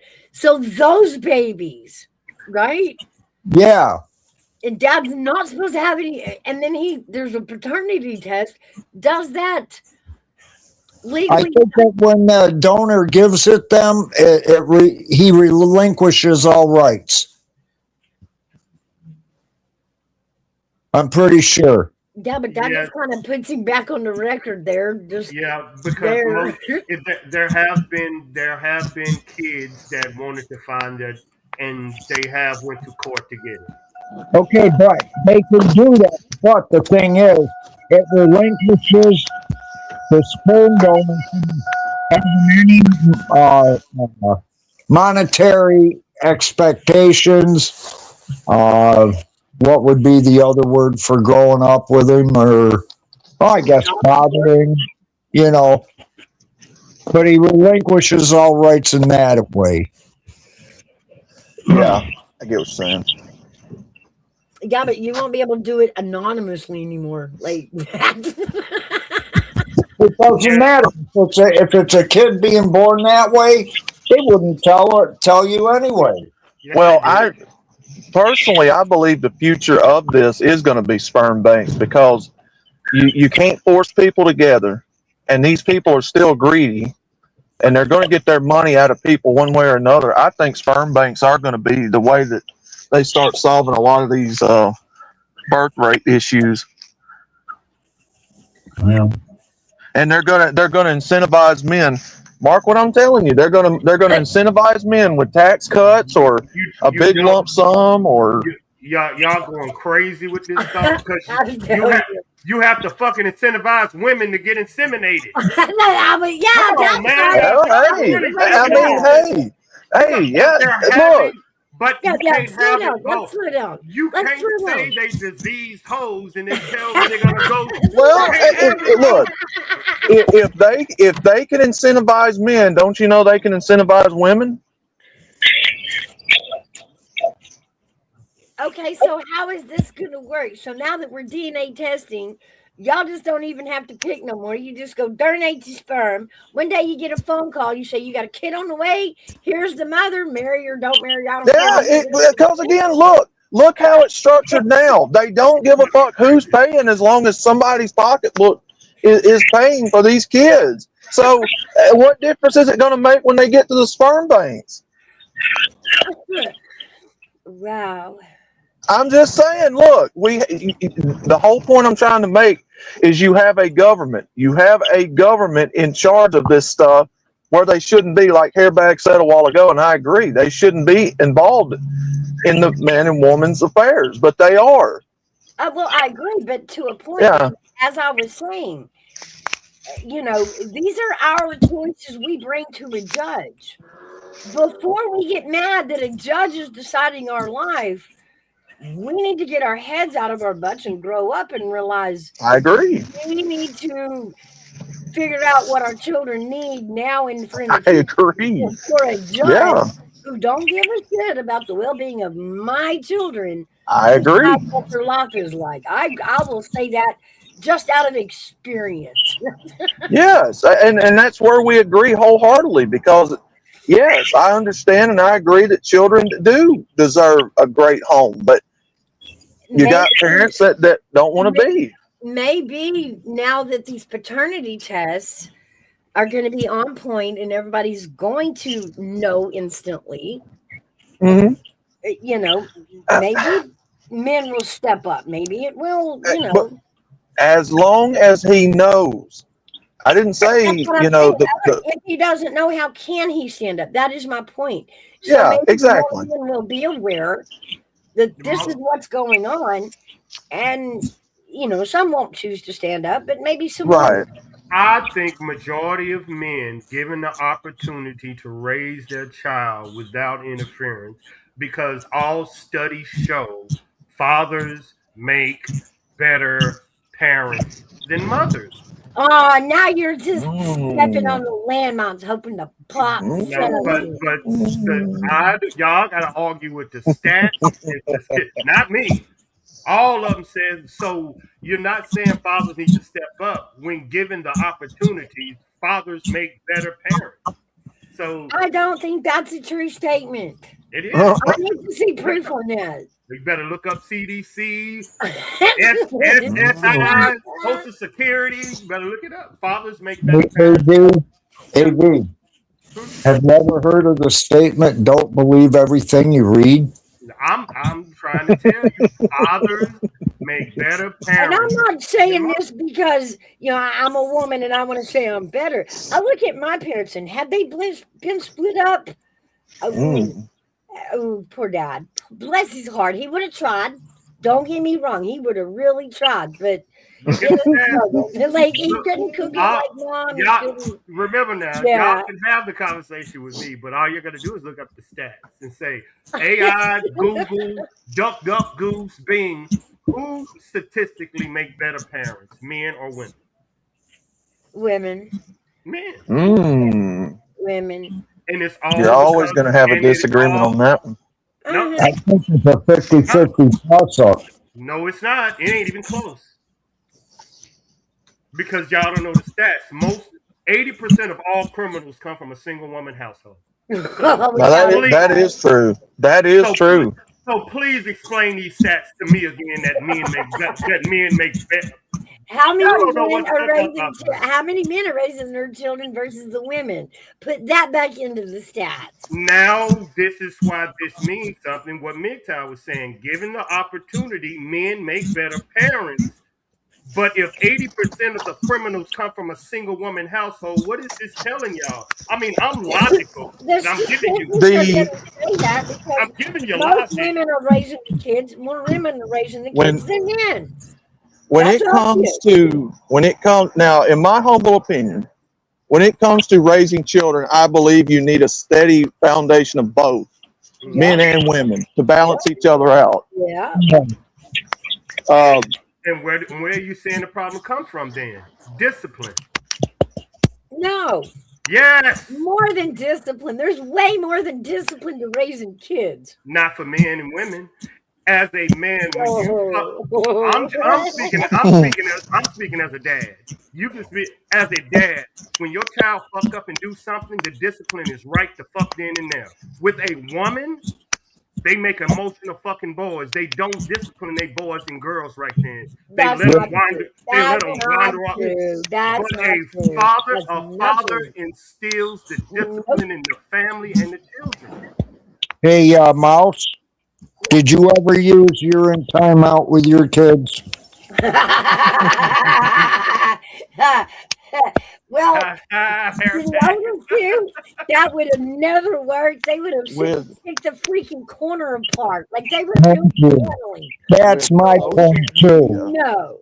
with No. social media, you can't do that anymore because you're under a microscope every day. Oh, I know. Are you saying you can't be a father? No. I'm saying if people try to be good parents and discipline kids, you can't anymore because social media is constantly watching you like a microscope. If your children love you and they understand the rules, you don't have to discipline your child. Well, no, that's something I'm against. Discipline comes from bad children, not good ones. I'm very What I'm against saying, using. I'm very against using the public against my children. Mm. That what I'm that saying, is so mental. to put my children out on social media, like if they did something wrong and I put the discipline out, no. Now that is more harm to my child than me disciplining. What I'm saying, But what I'm social saying is media, there's still a dude, shit is ton not, of people in this culture that yeah.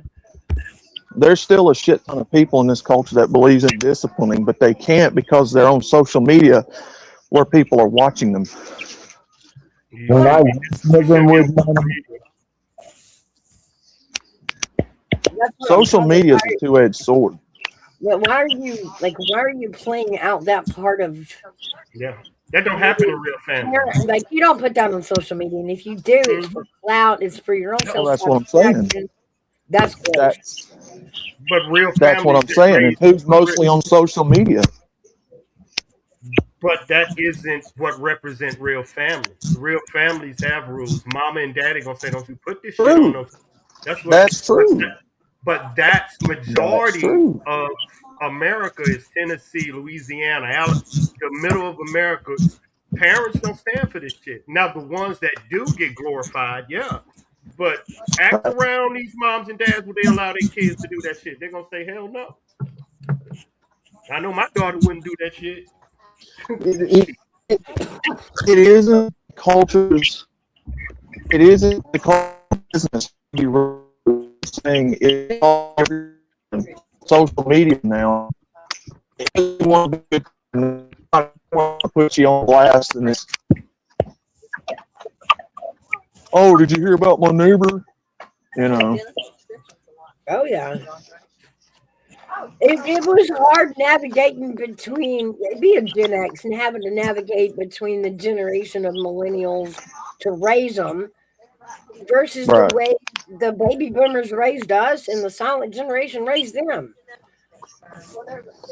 Like they were raised, if you spoke that way to your mama, you better expect to pick your bloody self up off the floor. You ain't wrong. exactly. And You ain't wrong. if mama didn't smack that kid, she got her butt chewed.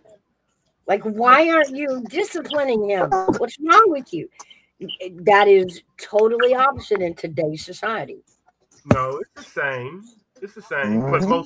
But most people without children don't know this one. And I always ask this question to people that say they got kids. When do you treat your child like an adult?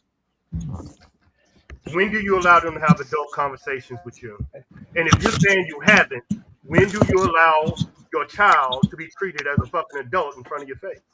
And if you can't tell me when, that means you ain't did it. When they matured to each of those levels.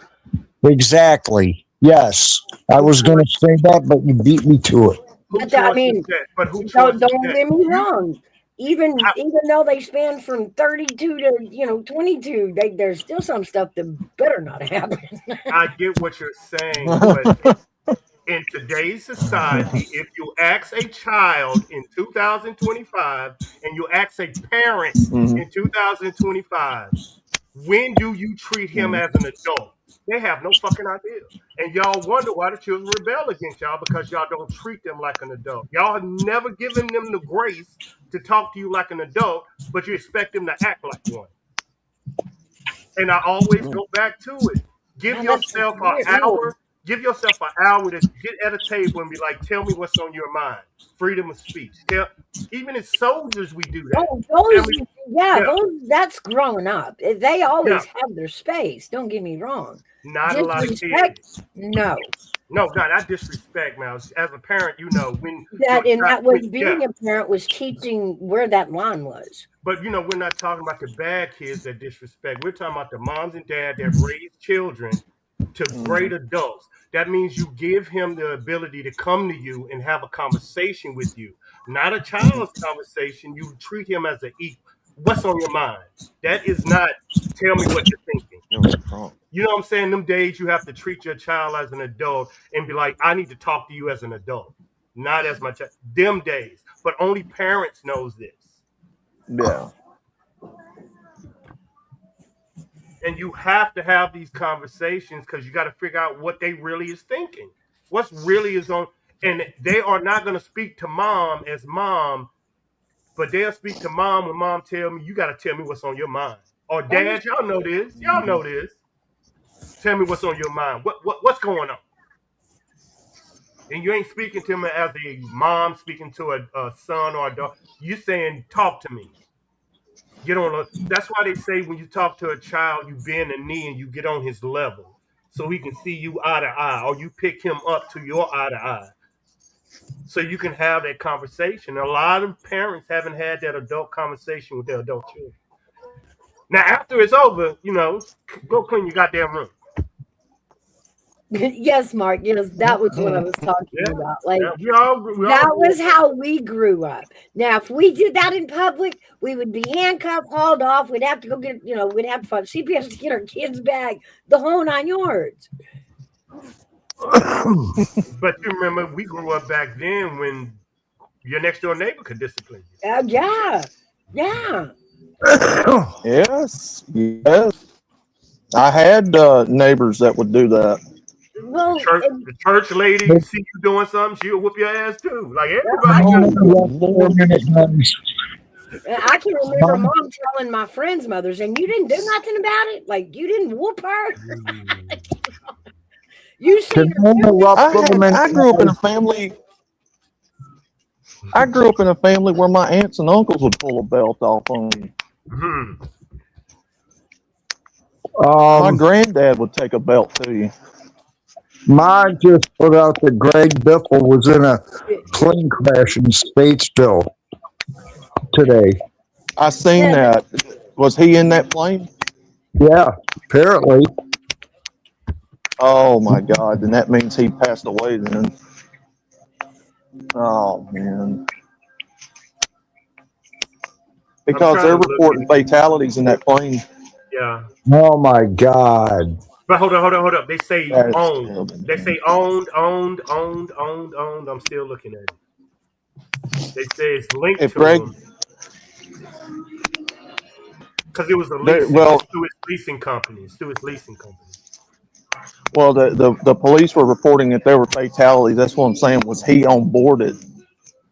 No, that's his leasing. Because him and his daughter were. Ma, did you mean that was a plane just owned by him, or that he was on it? They don't know. That's what I'm saying. It was leased to him, but they haven't confirmed people in the crash. But the planes was leased to him. This is what I got. Oh man. She said 5 died, not sure who yet, but 2 pilots. Exactly. Yeah, Greg Biffle was one of my favorite drivers growing up. I always liked that 16 car. But they, you know what I'm saying, until they identify everybody, they can't say that. It must have been a private plane. So you remember on private planes, you ain't got to state everybody in there. Right. Yeah, they'll release it as it goes on, but I hope, because some people were saying he had his daughter with him. Okay, this I'm finna tell y'all how they're gonna do it. If he doesn't come out in the next 2 hours, it was him. See what I'm saying? If no family come out, if no family has came out, that's how you should go with this. So now this should be going around the world, and now people should be calling him. You see what I'm saying? Like look at him. Yeah. So if he doesn't come out with a statement, it was him. But I don't want allegedly. You see what I'm saying? That's how. Yeah. Right. God, I hope it wasn't though. Yeah, I like Greg Biffle, man. Yeah, I did too. He was one of my favorite Roush drivers. Okay, it just happened. You know who I really like? Dale Jarrett. Yeah, I liked old Dale Jarrett. I got a bunch of his stuff. Oh, this is bad. Somebody's got to say something about Gordon. You're actually like on my channel. Yay, go Gordon. Oh. Jeff Gordon. Okay. Okay, Jeff Gordon was that driver that everybody booed back when I was growing up. He's one of those drivers that you came to appreciate years later after it all died down. There you go. That boy. I was a Gordon fan for a long time. And then when he left, I moved over to Jimmy Johnson. Jimmy retired 2019, 2020. I'm not sure, but I know he did retire. But boy, that boy won a lot of races. Him and Chad Canals were hot. Yeah, they were the shits. Okay, they changed the title. Mouse, they changed it. Okay. Uh-oh. They changed. That's not his leasing plane. That was his business plane. Oh, okay. Yeah, they just changed it. It was. Yeah, because I would hate to. It's him. Oh, it was him. Yeah, they changed it from it wasn't a leasing. That's his business plane. That's what he fly. That's his plane. Oh wow! This is what they just. This is what they just released. You see how they changing it? They're changing the direction. They're saying that's his business plane. Oh man, that sucks. Wow, what a bitch! Right before What a way to go, man. Uh, What a way to go. I always liked Greg Biffle. He was a great driver. and a week before Christmas too. What the hell? Oh man. And you know, Michael Annette just died here too about a week or so ago in NASCAR. Who? Michael Annette. He was an Xfinity driver. Oh, I don't follow that. I follow NASCAR when I do. Xfinity is NASCAR. It's just the lower divisions. Yeah, that's what I mean. I'm talking about like the Sunday races. Yeah, the Cup Series. Yeah. I don't know why they changed it to that when it was the Winston Cup Series. At the time, they were trying to get rid of tobacco and alcohol. I understand that, but still, you know how long it took me to get used to that? Oh, I know. Yeah. It did. Oh, I know. Longest time I knew it as the Winston Cup. Oh, I know. that is so true, Big Dog. Man. You just never know. Day to day, it can change. You just never know. Greg Biffle was a great driver. He should have won the 05 championship. He won like 5 or 6 races that year. I guess so, Mark. According to AV, it is. Well, if it's true, then I kept reading that people were saying his daughter was with him. Oh, my God. And I hope that's not the case. I'm hoping it's not true. That's why I'm trying to find it because it happened at 10:15.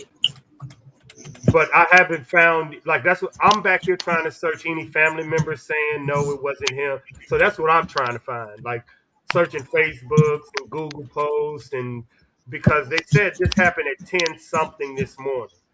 Yeah. And it's now, 1 or 2 or 3 wherever it is. So I'm trying to find some social media that's saying no, that wasn't him. He's somewhere else.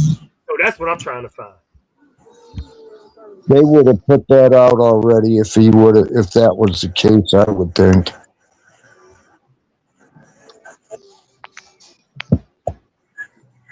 Hold on, let's see. Yeah.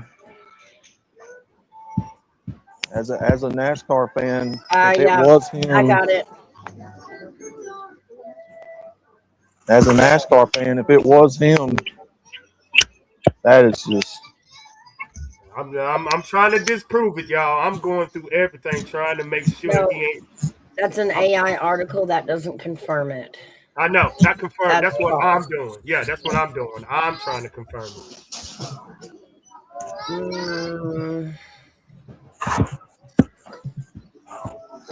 Yeah. That's why I'm going through his family's pages, his daughters, and everybody else's. But a lot of them is locking down.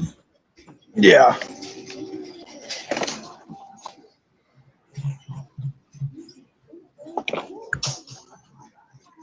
Well, regardless, I mean, God rest their souls, whoever was on that plane. That's why I don't fly.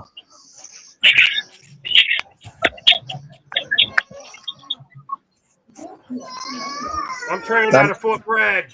I know how to jump out of them. I know statistically you're safer in a plane, but I'm not flying. Well, they haven't released the names of the people on the plane yet, so it's kind of hard. It's not gonna. Yeah, It's but probably you're probably not going to see that until later on this evening on the news or tomorrow. but imagine if we was on a plane and God forbid Army vet was on there and the last people to know was y'all. Wouldn't y'all Oh yeah. start calling me? Y'all would start call. That's what I'm trying to find. Yeah. People saying, no, what are you talking about? He's over here. Name for that's what I'm trying to find. Damn, Mouse, it's hard. Boy, AI is on it this morning with the Oh, BS, ain't it? They already talked about BS AI stories because that one was false. no, the Biffle one is true. This one is true. I'm trying to verify he wasn't on the plane. Not that he was. He wasn't. Well, the one that he was is an AI.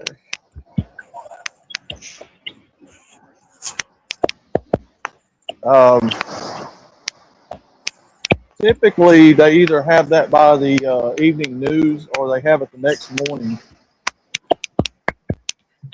Officials have not yet released the names of the plane's occupants. But you see what I'm saying? Everybody's assuming he was on the plane. So Yeah. I'm sure if he was alive, that's what I'm trying to find. Family members saying he wasn't, and I'm not finding him. Yeah, I seen that, Ma. Jimmy Johnson's going to race in the 500.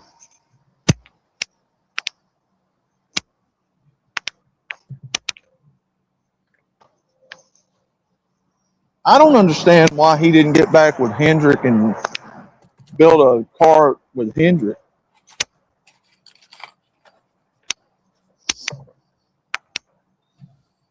I don't know.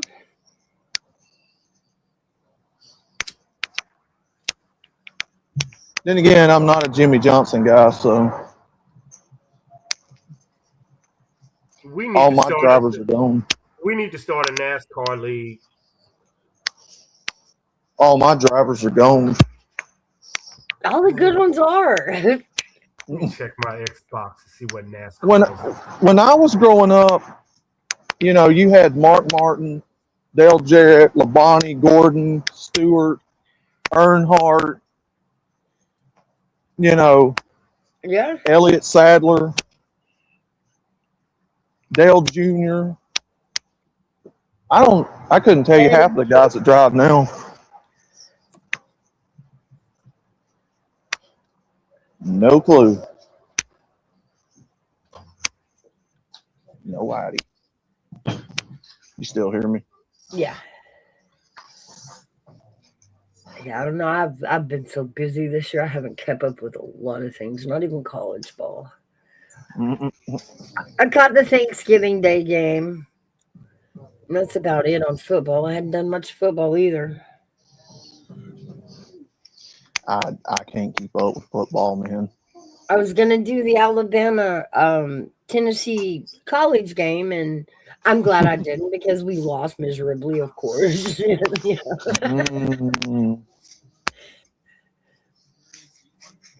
I'm honestly surprised Alabama has done as well as they have. I heard they lost to Oklahoma.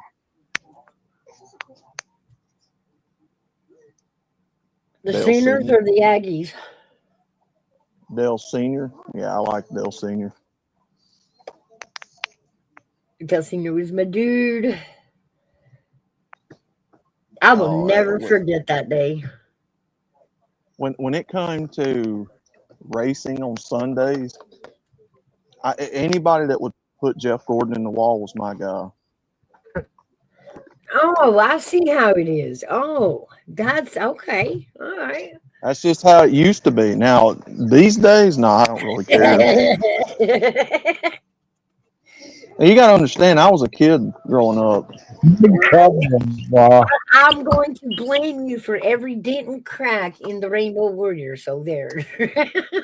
Mouse, I literally, when I was growing up, I remember watching races where Jeff Gordon would get wrecked out of the race, and he'd come around the front stretch, and the entire audience would start booing, cheering and clapping, Oh, I remember. and that's just how it was. That's just how it was. People hated him. I thought it was hilarious. Yeah, Mark, that day was wild. It was wild. Oh, when he passed. Yeah, and that big car pileup right before his crash. I can't even remember who it was that flew through the air.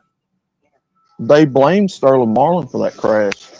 But it was, I mean, that crash before was so big, you just knew somebody got hurt in it. That in one your that mind, there was no way anybody came out of that first crash, and they did. Everybody was okay, and so they had just got the race started back when Junior hit the wall. And he didn't. I mean, when Senior hit the wall, and he didn't really hit it that hard. you talking about the one that Tony Stewart flipped upside down? Was it Tony? There was a huge wreck. Yeah, there was one of the younger guys that went flying through the air, and it was like, oh my, it was such a crazy crash. And we were surprised nobody got hurt. And so, yeah, Tony Stewart got turned in that race, and he flipped upside down and took out I think it was his teammate Labonte and Johnny Benson, another guy that I liked at the time. Yeah. There was a bunch of guys that got took out in that big wreck, and then a few laps later, Earnhardt was blocking Junior because Junior and Michael Waltrip were leading the race, and he was blocking for him. And then he was right there with Sterling Marlin, and apparently the car hooked him. And compared to the wreck before it just didn't settle in our minds immediately that Senior's wreck was that hard against the wall. It just didn't seem that big of a deal. And so when they stopped the race, it was just like, wow. No, Mark, I don't blame Sterling. No, it was a racing accident. Besides that, I mean, Earnhardt was warned numerous times to wear, what do they call it? The helmet like everybody else. Earnhardt was just the best, man. He did what he wanted. And he had that ability. He was an OG for sure. Well, he had pull at the top. Because him and Bill France were good buddies, so he had pull at the top to do whatever, Yeah. But no, he didn't put on the equipment he should have, and I remember a couple of wrecks years before that where he flipped up here at Talladega, my home track, and those wrecks they should have killed him dead. One year he flipped at Talladega and was out for, God, I think it was 96. He flipped at Talladega so hard, I think it crashed, was it his collarbone, sternum or something? Mm-hmm. Literally what? Hit under the 8th championship. Unbelievable. Oh, Dale Earnhardt. Oh, them guys back in the day were badass, man. I seen Ricky Rudd. I don't know if you guys remember Ricky Rudd. Mm-hmm. Yep. I remember Ricky Rudd crashed. I can't remember where it was now, but he crashed and his eyes swelled shut. And they duct taped his eyes open where he could drive in the race car the next week. Mom says the Hans device he would not wear for a full face helmet. He was the reason that the Hans device was mandatory. Earnhardt basically caused everybody to have to wear the Hans device after that. And that's basically that. It's like a tether between the seat and your helmet. Yeah, it basically cradles you to where you don't move at all. The seat Yeah. and the car absorbs all the energy of a wreck. It keeps your neck or your head from snapping forward, which in most wrecks, that's usually how the break in the neck happens is when it hits and your head flips forward, it breaks. And so that device kind of ties your head to the back of the seat so it doesn't do that. At that time, my guy was Ken Schrader. And I have seen Ken Schrader break down and cry over that because he was the guy next to Earnhardt's car when he got killed. He saw it before everybody else did. Ken Schrader was the guy that saw Earnhardt dead before the entire world saw it. Mm. And he knew it was bad. But, you know, at that time, you couldn't just come out and say, oh, he's dead, he's dead, he's dead. No, he's the one that had to walk up, and he was the first one who had to walk up and see that. Well, he was involved in the wreck with him, yeah. And so when the wreck got done, his car and Earnhardt's car were at the bottom of the track. What is that popping sound? Is it on my end? I can't tell. Kenny went up to his car and saw the blood. It broke him. Yeah, it was. Yeah, Kenny.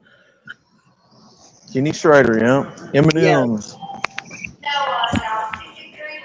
That was my guy for years, and then Elliott Sadler got that sponsorship. And then Kyle Busch. I had to be a Kyle Busch fan during all those bad years. Cry Bobby. That's what I call him. Oh, Kyle Busch was an asshole. Yeah, I mean, I was one of those guys that was agreeing with you. We called him Ricky Bobby. Oh, yeah. Bush was an asshole. Still is. His brother Kurt wasn't no different. That's what I just. Yeah. Kurt was even worse. There was a time they were doing a fan meeting or giving posters out. Apparently, from what I heard on the report, they were treating them kids like crap. Oh my It's God. like, wow, you piece of shit. You want fans and then you treat them like that? Wow. Oh yeah, Kurt Busch. Yeah. Well, I never liked them. Now he had a car. Him and Bush could drive a car. They sucked as far as attitude.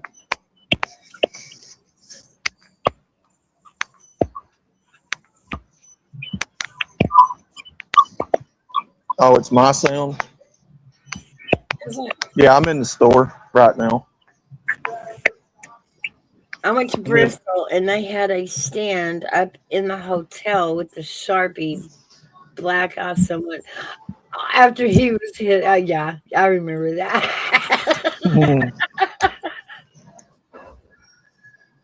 That's where I was when I went and watched the last race that Jeff Gordon raced at Bristol.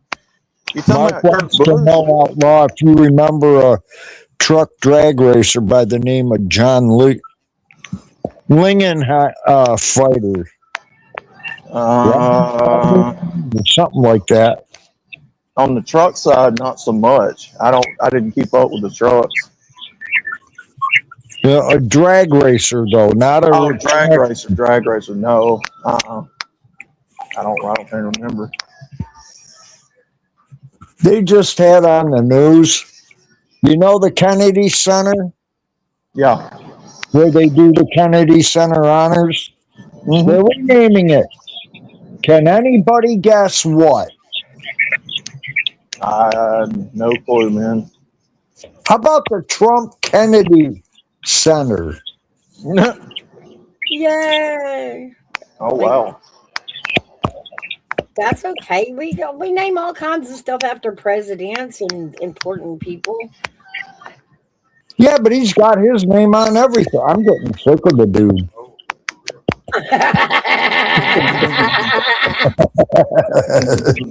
I sense a twinge of jealousy, man. my eye, my eye has this little thing where it keeps wanting to close, but then I force it open, then it goes again. His name's on everything because he built it. Like he built it. Hell, I wasn't happy when he was redoing the East Wing or West Wing, whichever wing. Oh, you're Why? talking about Trump renovating the White House? Yeah. Why? Why does that upset you? Every president renovates the White House. I know, but he took it way too far. What do you mean he took it way too far? He did Melania Trump Center. bedroom. He did away with all the rooms that mattered. What the hell? It had historical value. And he just said, oh, we'll tear it down. No, I mean every president that comes in and serves a term tears part of something historical down to the White House and renovates it. They've had bowling alleys and basketball courts and all kinds of gardens, like vegetable gardens. So with Obama, you think he put a basketball court in the White House? He did.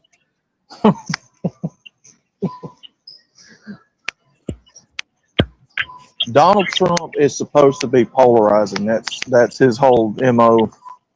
I personally appreciate that he put that ballroom in, and it didn't. This was the one renovation that didn't cost the taxpayers. Like he just paid for it out of his own pocket. He didn't make us pay for it, and I appreciate that. But it's going to give us a place to have foreign conferences, place for people that come in for foreign meetings to have a beautiful place to sit down and discuss things. I think it puts a little class back in the White House. How did I know, Big Dog Mom? See, he did, didn't he, Big Dog Mom? I wasn't lying. Yeah, how did I know that's the president that did that? I was trying to remember who put the bowling alley in. Wasn't it the Clintons? Bowling alley? I don't know. It's made a bowling alley put it, but every piece of the White House, both wings, have been piece by piece put in by one president after another. And it's actually tradition that you renovate something while you're at the White House, that you make it better before you leave. You upgrade something. Okay. I mean, we could have done a lot worse than a ballroom. I mean, I've never been a Trump or a Biden supporter anyway, so I don't really care.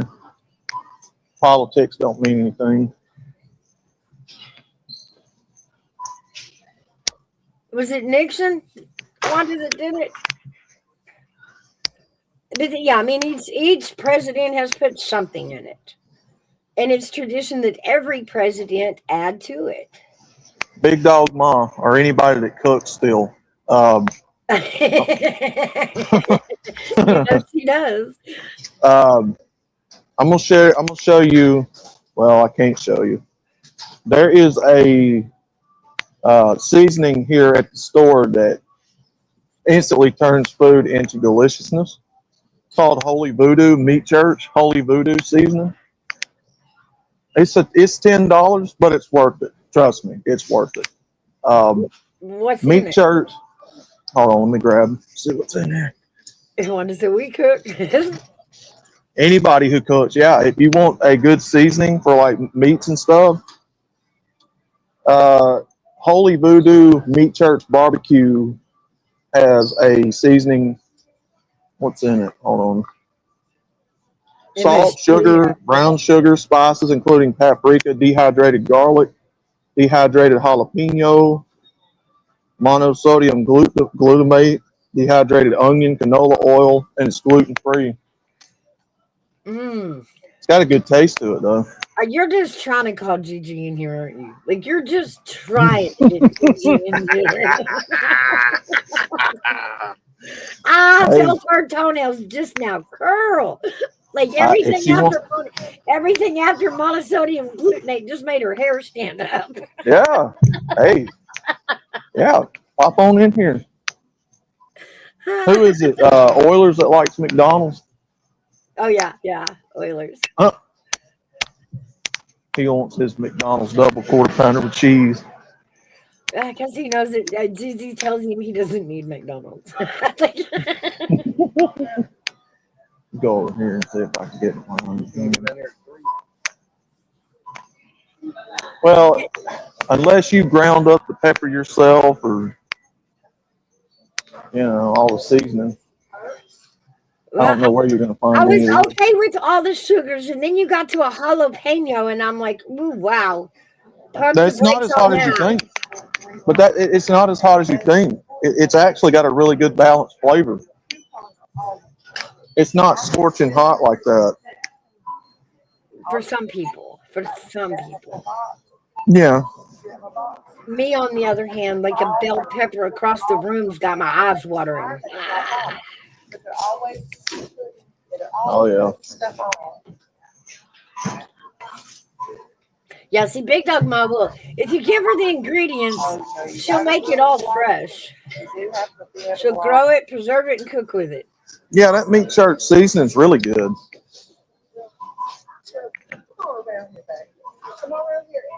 Come on, I'll make it without all the crap on it. Alabama firecrackers. What is that? I don't know. Let's look that up.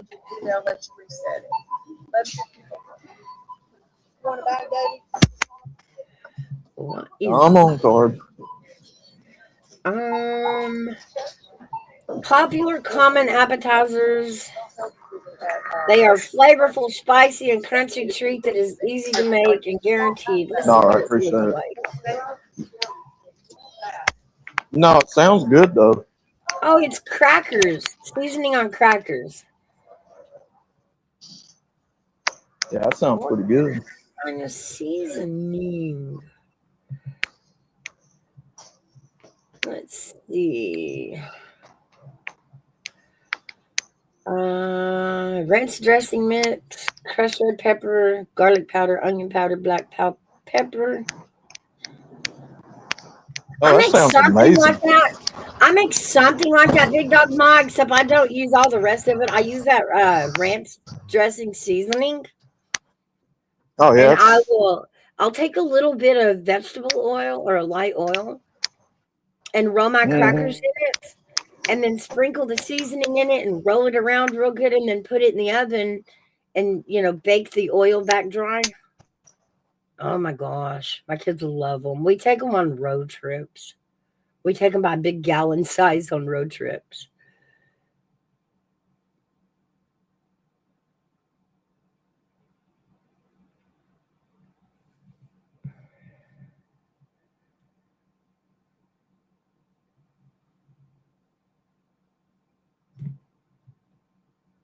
Easy peasy saltine cracker. Yeah. I don't put all the extra. What was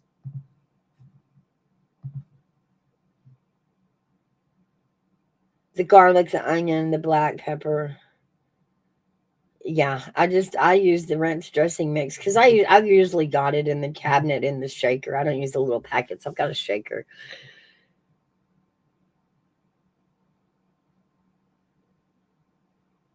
Yeah, we'll take it in a big Ziploc bag, carry it in the vehicle, pass it around.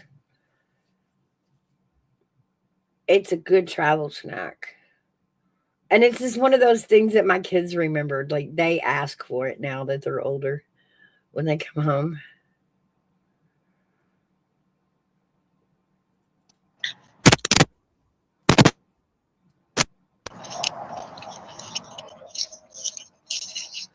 Are you okay? Yeah, I had to swap my earphones out. Oh, okay. Headphones. The old Like ones you were were being. The old ones were being a piece of shit. Mm. Yeah, boy. So I can't use the earbuds. My ears are too little. They fall out. I have to use over You the could say they're mouse-sized ears. They are. They're little bitty ears. Everybody tells me, you got little bitty ears. I know.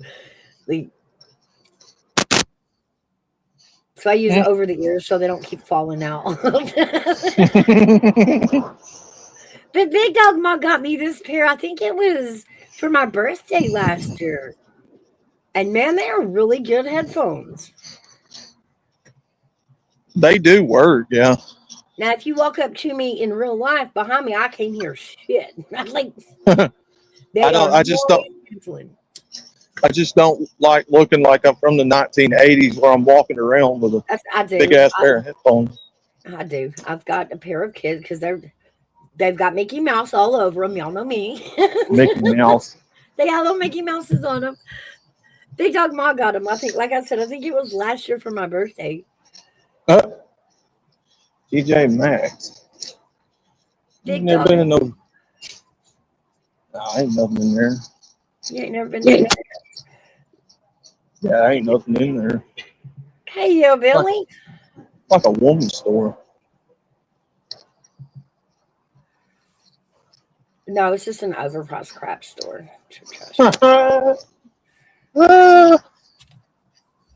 Department stores get you that way. Oh, yeah. Just go to the dollar store, get all your t-shirts, put whatever you want to on them, and then there you ain't got to order them. Uh-oh. Tire just went out in the Raws. Uh-oh. Oh, boy. Uh-oh, AV took off on us. AV's scared of the conversation. I guess so. AV!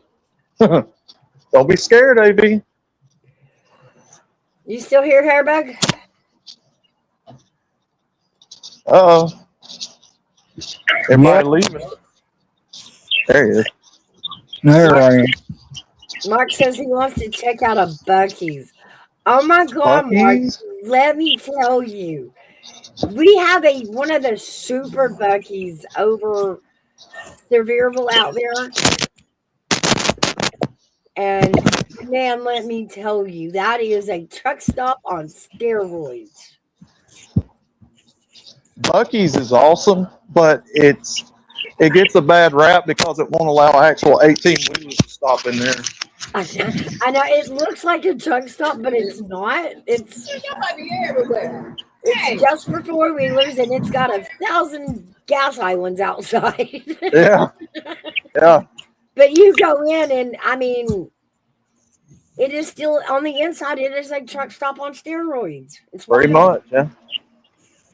The gifts, there's groceries, there's souvenirs, row after row. It's almost like a super Walmart. Yeah, pretty much.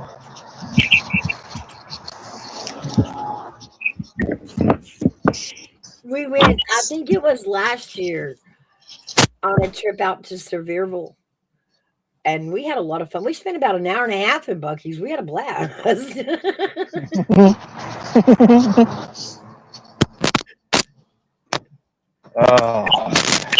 the Buc-ee's? Huh? What is the Buc-ee's? Oversized truck stop. Oh, okay. But without the trucks, it's only It's only for four-wheelers. Like they have the gas islands. It's a gas station. But it's not for trucks, but it is for travelers. Never heard of Yeah, it. go figure. Yeah, go figure. A truck stop, not for trucks. I know, but they complain about it. But we love it. Everybody stops at Buc-ee's. It is a place to stop. I think technically it's blow up. I think technically they're travel centers. Yeah, pretty much. Or in theory. Yeah, you can get something to eat. You can get something hot. You can get Oh, the candy aisle is amazing and forever.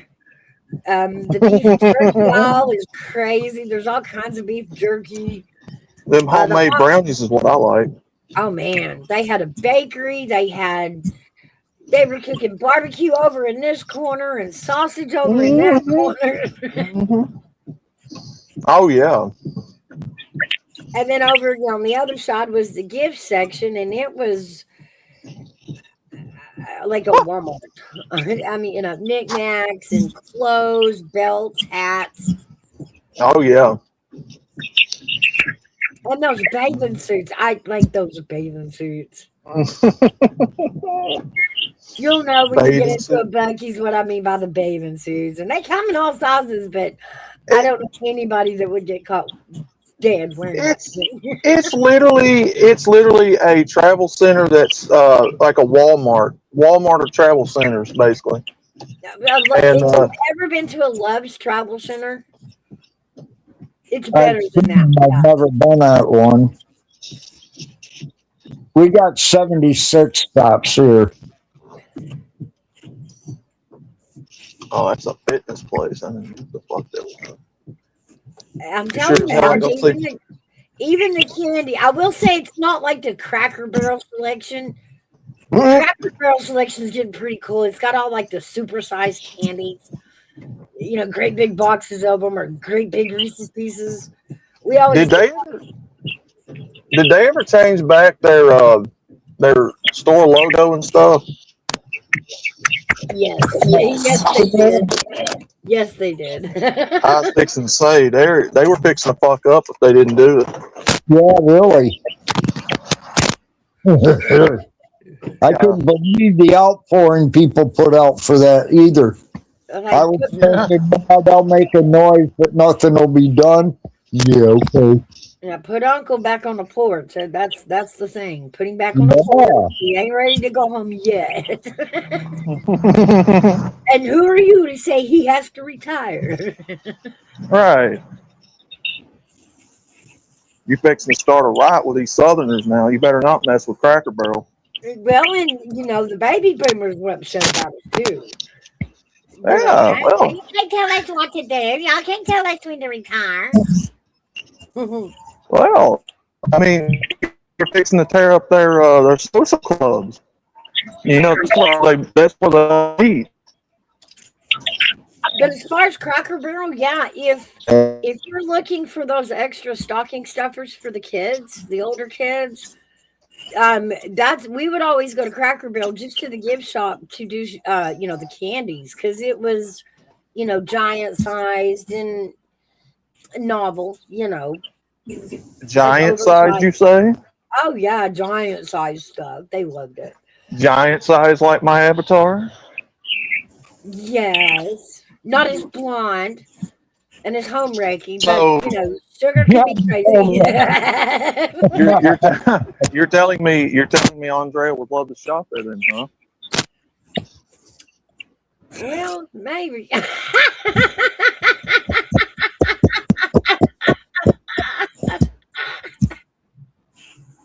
Apparently, Andre didn't agree, did she? Oh, that was funny. What's the 8-word candy? Oh, the There we right go. word. There we go. Can you hear me now? Yeah, I can hear you. I don't know why my phone dropped me. So Andrea would like to shop there then, huh? She might. I mean, she might put on a little weight. I know she's had a lot of work done. Mm. A lot of tummy tucking, but tell her not to go crazy. She is she's technically just like that's her body size. She's just fit like that. No, we done been through this. I done started rumors on Andrea how fake she was. Uh-oh. Yeah, she's had surgery. That's not really her, Uh-oh. y'all. That is Uh-oh. so plastic surgeries. Uh-oh. Uh-oh. Probably even a wig, but I don't know. Next time I get in the ring with her, I'll yank on it and we'll find out if it's her real hair. Well, typically, Ike was in charge of all that, but he got to where he didn't want to do SWF anymore. So Yeah, we were I don't having a lot know. of fun with it though. He did it for a while. We got roped in there at the end, so we were having more fun than he was. It probably got old to him. Well, I don't know. He kept saying Jimmy didn't want to do it no more. And I'm like, well, Jimmy didn't create the show. That was all of us. Oh, well, I I don't know wonder. what. I don't know how he's had it set up. If I could recreate it, I would. I wish somebody would. I enjoyed it. But that's going to involve me, and now I got to go ask the boys. Mm, It somebody sucks. please It start it. sucks when your kids are your tech guys. You know what I mean? You got to go ask the kid, "Hey, can you shut? How do you do that?" I wish somebody would restart it because I enjoy it. I love doing it. It was a lot of fun. It was a way for us to let loose, cut up. We didn't really have control of it, which was even better. Nobody knew the outcome. Nobody could control the outcome. Hmm. And of course, you guys got to commentate, and that was the best part. That's what everybody kept saying. It was They hilarious. I miss it. I do miss it. Just need somebody that knows what they're doing. I don't know. I'll have to figure out like what gaming system he had set up, get the game, set the game up, figure out how to play the game. Oh yeah. Yep.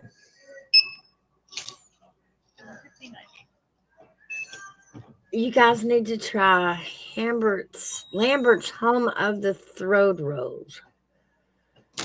What? Lambert's home of the what? The Throat Rolls? The rote rolls? Throat? Appreciate you. Never heard of that. Mark says, Outlaw, did you see John Cena's last match? He was good. Yeah, I caught the end of it. Yeah. Was it They bad? basically. Yeah. And they made him go out looking like a little bitch. Which I was never a big fan of John Cena anyway. I always liked Stone Cold. Oh, Mark says as far as the rolls, they throw the rolls at Lambert's. Huh. Mm-hmm. Okay, so you got to catch it with your mouth, I guess. What I take it.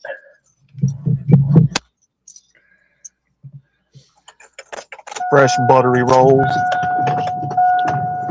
Now, Big Dog Ma, technically, the rule is if an animal gets away, they're free and they're what do you call it? They're pardoned. They get to live. So that one gets to live, Ma.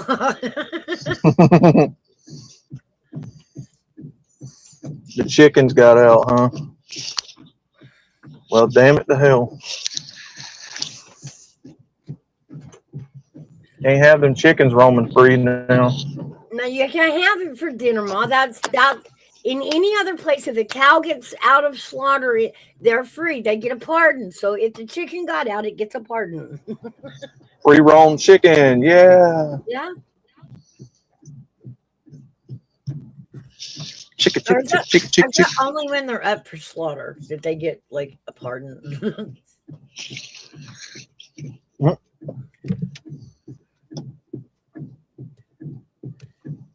Is it raining? Oh yeah. Especially where I'm at.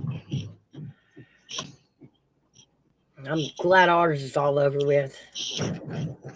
It got cold down here. It got to like 8 degrees. I tell them Canadians all the time, I said, take your cold back. We don't want it. Return to sender. I keep telling Outlaw that, but he keeps threatening me with tariffs.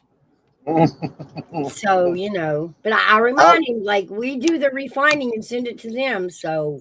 Alabamians ain't built for this kind of weather. Y'all can have that. And we're for that 70, 80, 90 degree weather. Y'all can have that 50, 40, 30 and hurt weather. Maybe he should have my weather, Mouse. What I'm saying, y'all can have all. You can have my part. Matter of fact, I'll give you my part of it. I don't want it, and in fact, the only one that can claim owning his hair back now. The fact that he just sits up there and lives in it, and it's his. I'll give it all to him. Oh yeah, yes sir.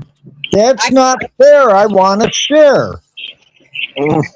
I keep telling you to load up the damn wagon, throw all the kids in the back, get your Load ass south like the smart people.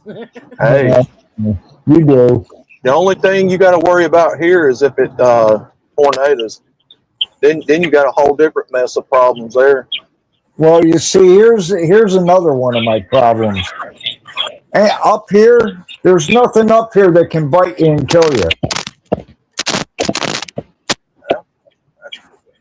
Other than a bear or maybe an occasional rabid raccoon. Oh, that's not good. Well, I got- except the occasional New Yorker. You got those right. No, I do have engaged to fend them off, so I suppose that. What was that Family Guy skit where they were making fun of New Yorkers coming down to the South to see the leaves fall or something? Really?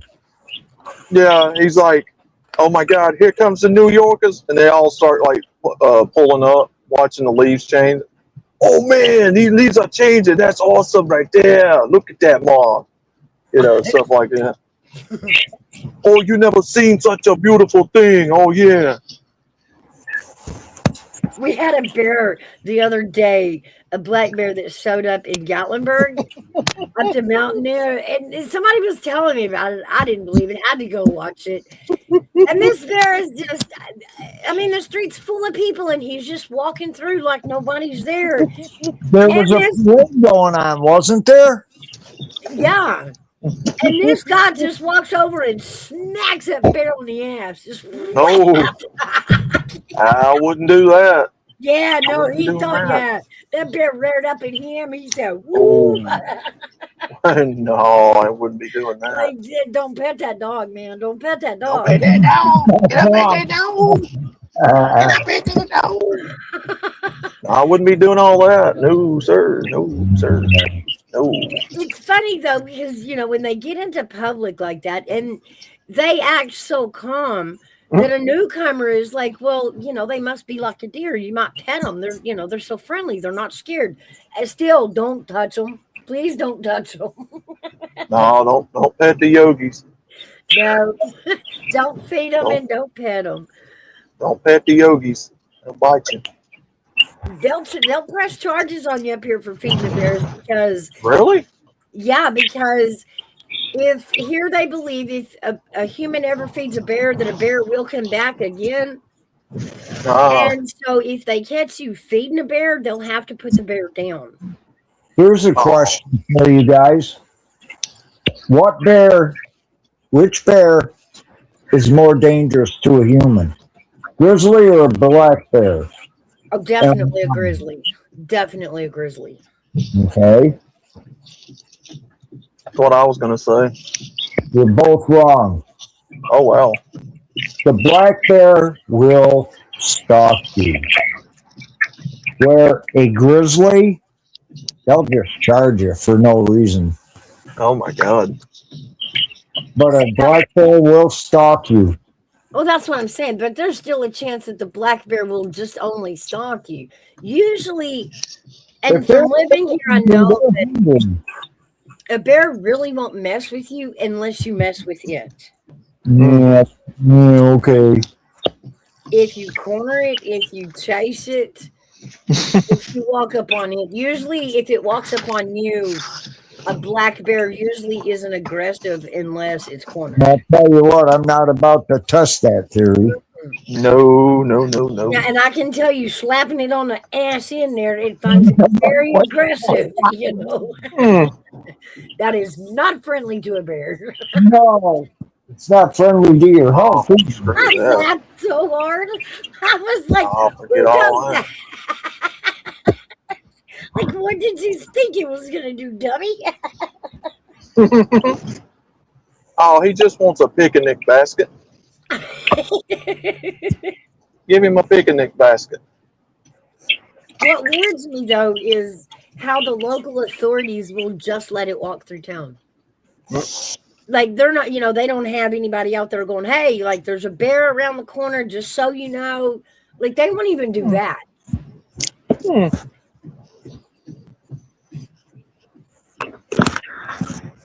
Yeah, Mark, now you know how I feel about the snow.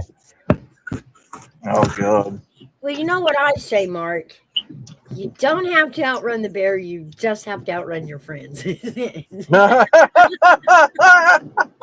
Oh, no. That's pretty dark. That's pretty dark right there. Hell, been for years. Yeah, so when somebody says they're on the buddy system and they need you to go with them, understand it's because you're the slower runner. Like, Oh. Oh, man.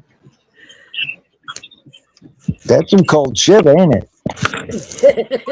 You want an even darker joke? Bring a black person with you because they're usually the first to die in a scary movie. No, I think it's always the dumb girl. It's always the one that goes, I'm going to run out of his house into the tool shed with all the Sharpie things swinging. Like, instead Yeah. of the running car in the driveway, I'm going to run into the shed with all those Sharpie things. Well, in Scooby Doo, it was always Daphne that was getting caught by the ghost or the werewolves or the. She just couldn't stay away from them. Yeah, see? It's always the mediocre one that gets tossed. Jeepers! Ma said I delivered baked goodies to neighbors like I do each year. Now I have Amen. requests being made. I am not a bakery. I keep telling them I'm telling you, Ma, I'm just She may be a hostage. just keep storing it up, and when shit hits the fan, I'm on my way.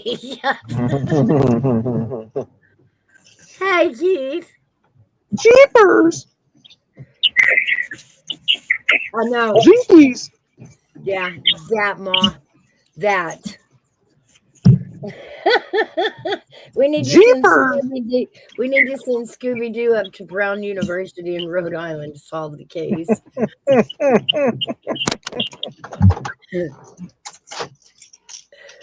Jesus. What was the one that Velma always said? Jinkies? Yeah, or Jeepers or Jinkies. Daphne was Jeepers and Velma was Jinkies. Jinkies.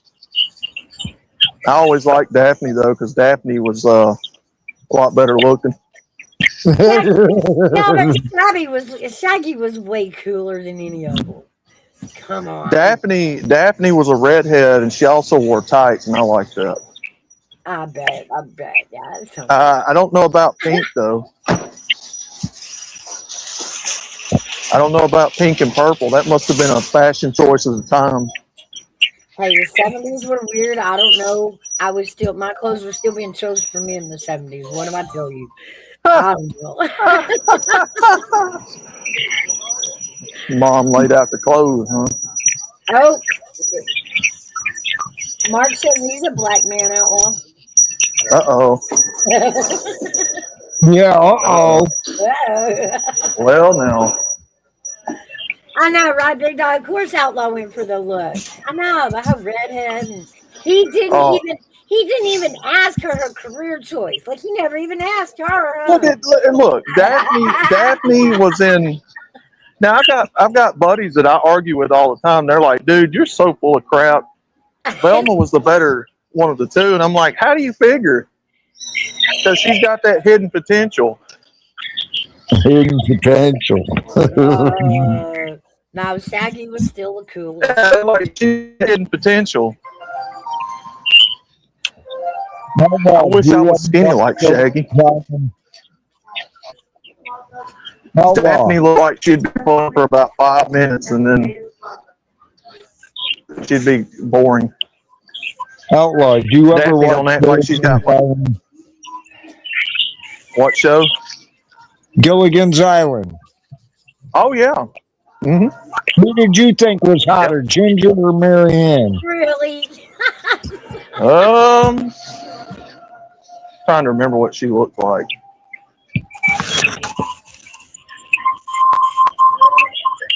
I'll tell you now. What they look like. I don't right offhand remember what they look like. Oh man, Marianne was cute as hell. If she's the one I'm thinking of, yeah, that's the one I was into. She was like the country farmer daughter. Oh yeah. LW. Marianne, hands down the end.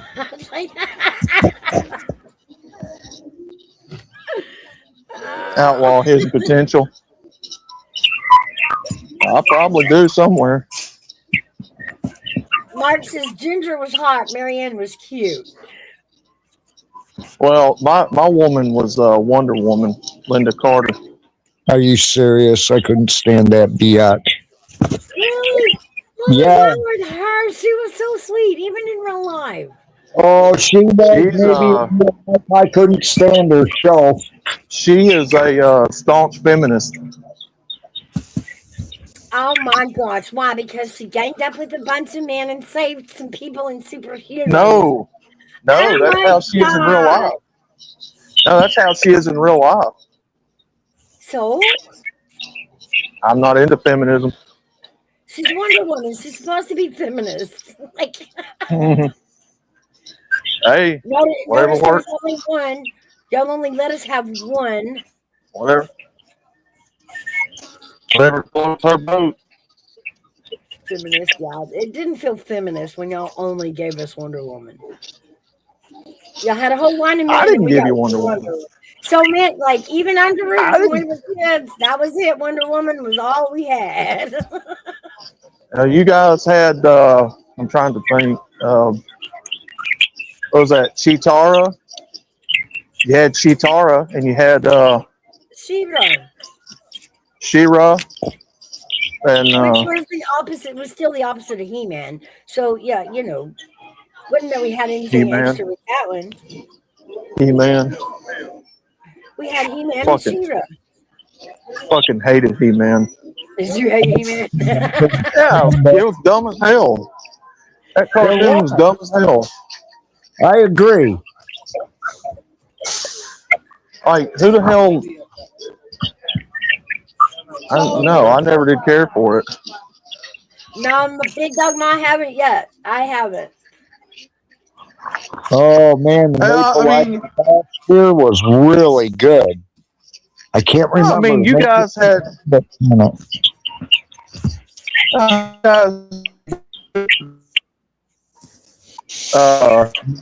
chocolate, panucci, maple, and peanut butter, I think.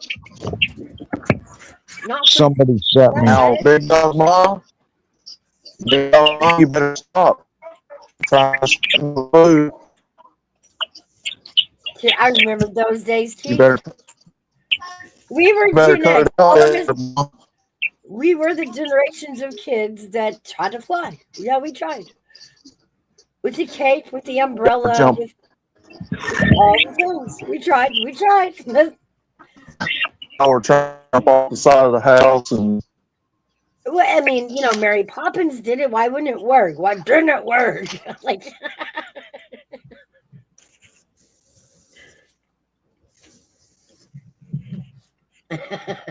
I guess we lost Outlaw again.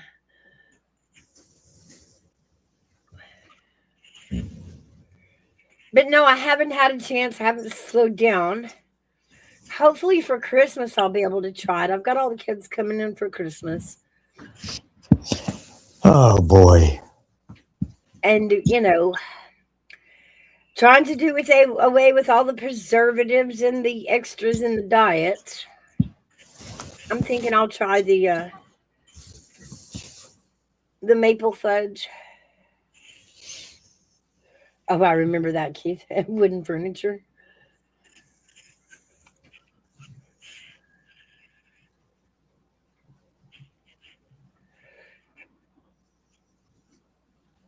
I'm getting a healing coin and a meditation bowl for Christmas. Nice. I'm getting a whole new setup.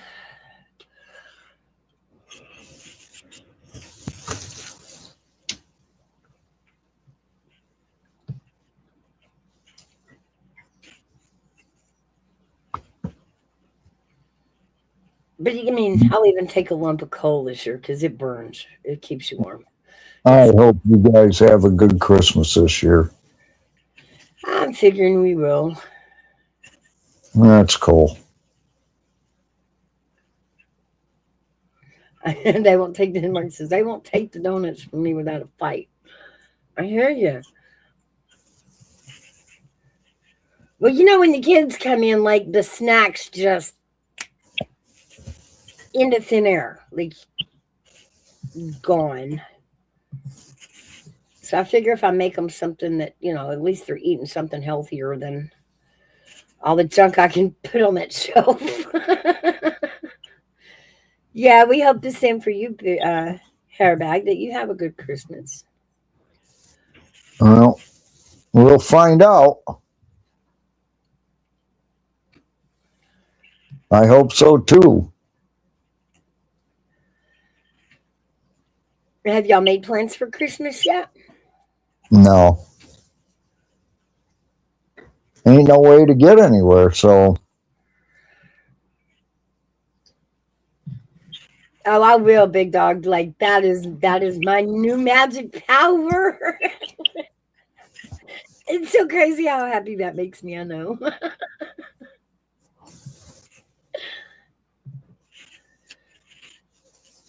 Did you make it back? Can y'all hear me? Yeah. Stupid ass phone turned me off while I'm talking to y'all. Okay. Stupid gay ass phone.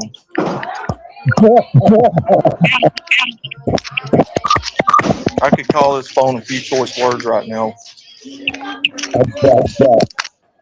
This phone is everything wrong with society right now. All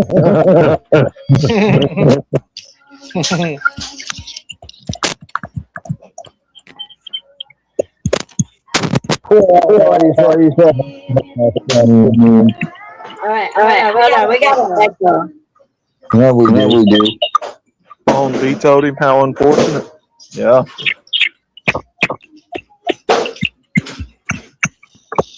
Yeah, let me ask Santa if I can get a new phone. Let me call him up real quick. We learned a very. Hold on. I'm going to have this. We learned a very valuable lesson again with smartphones. Boomers and some Gen X aren't real good with tech. They're learning. But we learned a new lesson this week on where not to plug a phone in.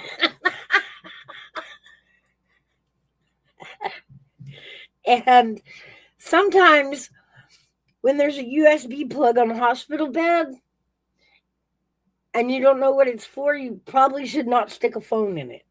It probably won't charge your phone. In fact, it may factory reset it. That's interesting. That was fun. I ain't never had a phone charger do that. I don't know what it was up with it.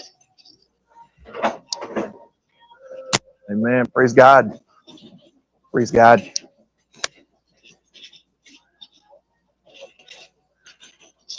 Shopping at Walmart. Oh, fine.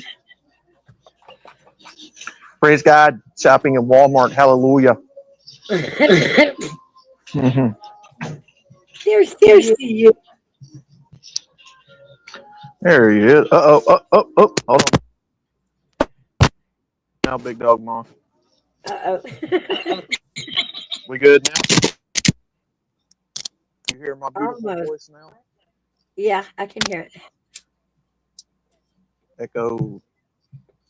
Yeah, Praise Gigi, that was pretty much how the conversation went after that about sticking stuff and you don't know what it is, and you wouldn't stick your stuff and stuff you don't know what it is. Don't stick your phone and stuff you don't know what it is. Praise God. Praise God. Hallelujah.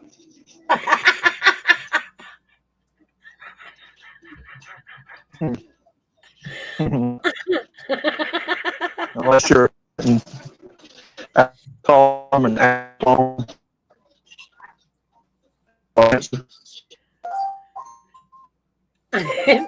Praise God. Yeah. Luckily, we had a long conversation about Google accounts and keeping up with Google accounts and stop making 100 different Google accounts. Because if you'll make a Google account, you can sign back into it and get your stuff back on your phone.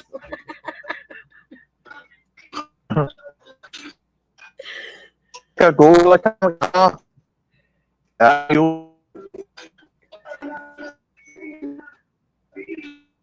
Google account. What? I don't know. What you laughing at, Mark? You laughing at me, Mark? I can't tell, Big Mommy's going in and out. Uh-oh. Am I going in and out? Going in and out. Oh.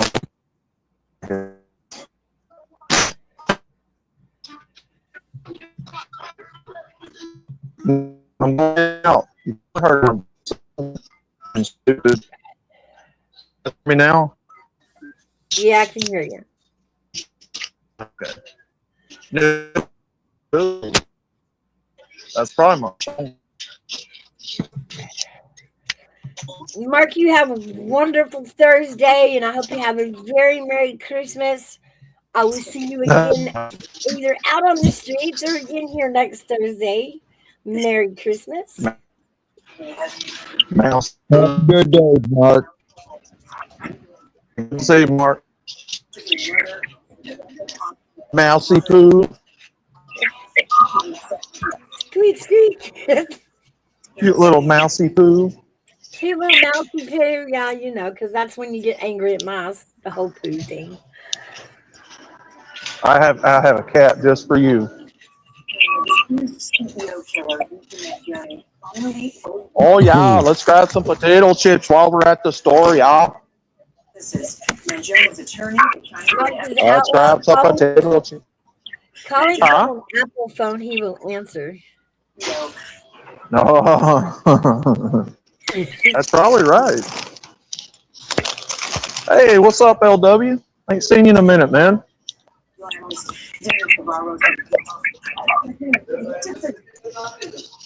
How you doing, buddy? I was never tea with fries. Hey.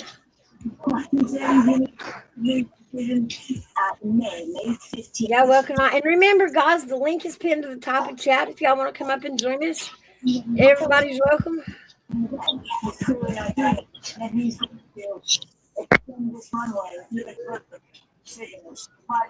Have a great one, Mark. Merry Christmas. I'm glad you got to meet me too, Mark.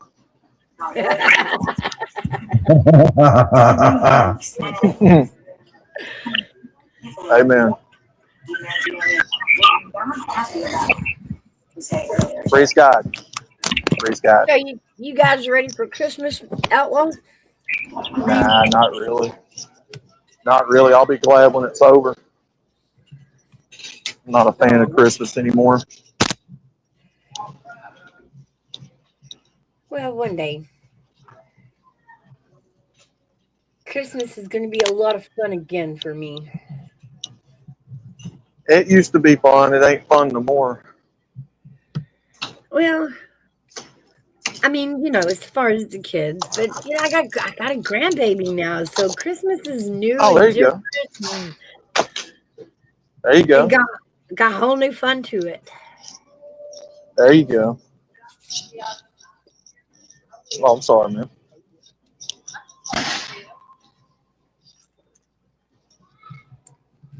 But she's almost to that age I can hand her a chocolate bar and leave. I'm waiting for that day. That day will come. I've earned that day. Oh. That's the reason she will be paying for.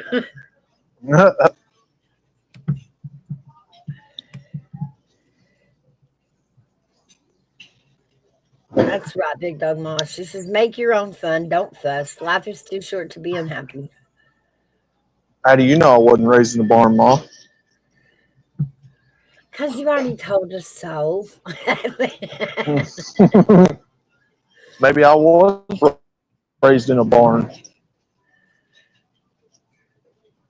Well, it's the most religious barn on the block. I can guarantee that. Doors open or not.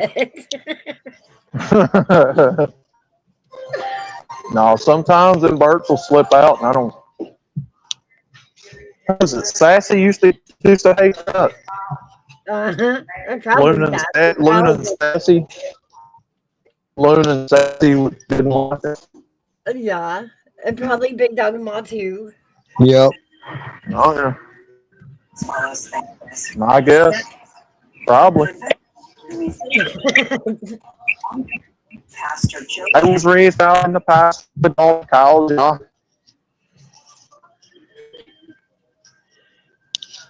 I know every cow by name. Now, Debbie says it's always fun with kids, but they want to spend 2 hours putting it all together. Then they move on to I know. I know by Easter it's Yeah. I haven't seen Luna or Sassy in months. I don't know what happened to them. I don't know, they haven't been by in a while. I don't know. I lost touch with a lot of people over here over the last few months. I think some have taken breaks and I feel the same way, Gigi. The Hershey thing. I'm on my way with the big ass Hershey's, but that's how she won't grow right with it. I know, right? I know. Hershey's is pretty good. I like the cookies and cream. I just like chocolate. Oh, it's got to be big and melty, and I mean, it's got to make chocolate handprints on the wall, the floor, the window. Oh, that's the best part. Yeah. Like it's like a snail's slime trail, just a slime of chocolate through the house. Man, I'm gonna tell you what the biggest abomination I'm looking at right now is plant-based Reese cups. You got to be kidding me. Plant-based Reese cups? Plant-based Reese cups. Who the hell eats plant-based Reese cups? No, but no, I'm not. No. No. And just for you've got based Hershey's. No, my grandkids will have full-fledged sugar. There you go. Yeah. There you go. Like grandma. The hell eats plant-based Reese cups? I ain't never in my life. I ain't trying to trick myself like that. Like I ain't trying Gigi, I don't eat plant-based lettuce. I know, right? Plant-based lettuce. Oh man. Now, just for you, Mouse, they've got Reese's with Oreo in them. Oh.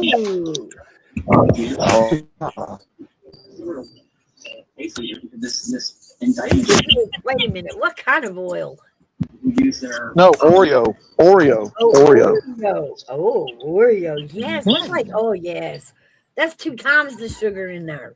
Yes. Then tell Barbie to get a job if she wants that camper to be by Easter. Who? Who?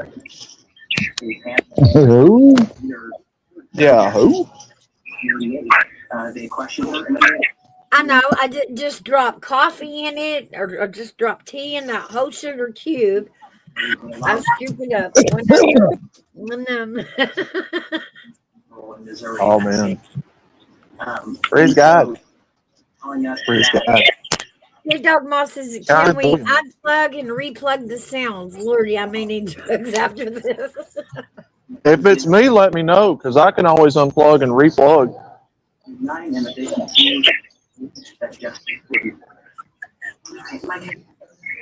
Whoppers, milk, junior mints. Yeah.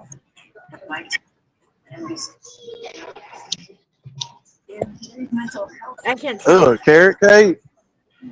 Who? Ugh. I still don't like the idea of. I still don't like the idea of somebody putting vegetables in a cake. Is it me? You know, Outlaw, it is pretty good though.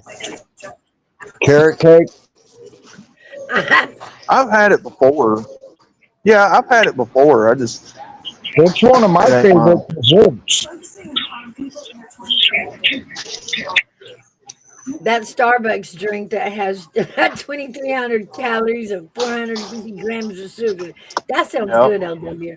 That does sound good. That sounds like something I would order. Only problem is I still can't speak Starbucks.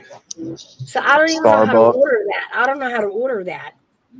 He can unplug and replug her. Oh yeah. Yeah. Oh yeah. Oh yeah. Come here, baby. Or let me unplug you and replug you.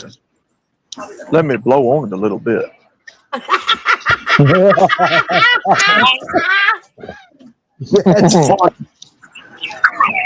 Yeah, let me blow on it. That is exactly how you get a woman over 40. Oh wow. Wow. Here we go.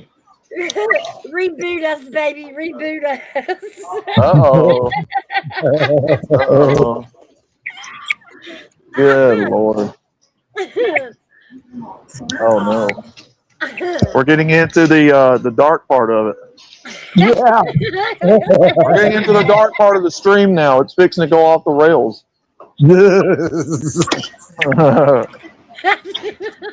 This is the part that AB likes, yes? No, not that part. The reboot and the unplug us and plug us back in and reboot us. Oh my God. Can you answer that one there, Outlaw? What's up? What's up? I have no idea women like jobs. No,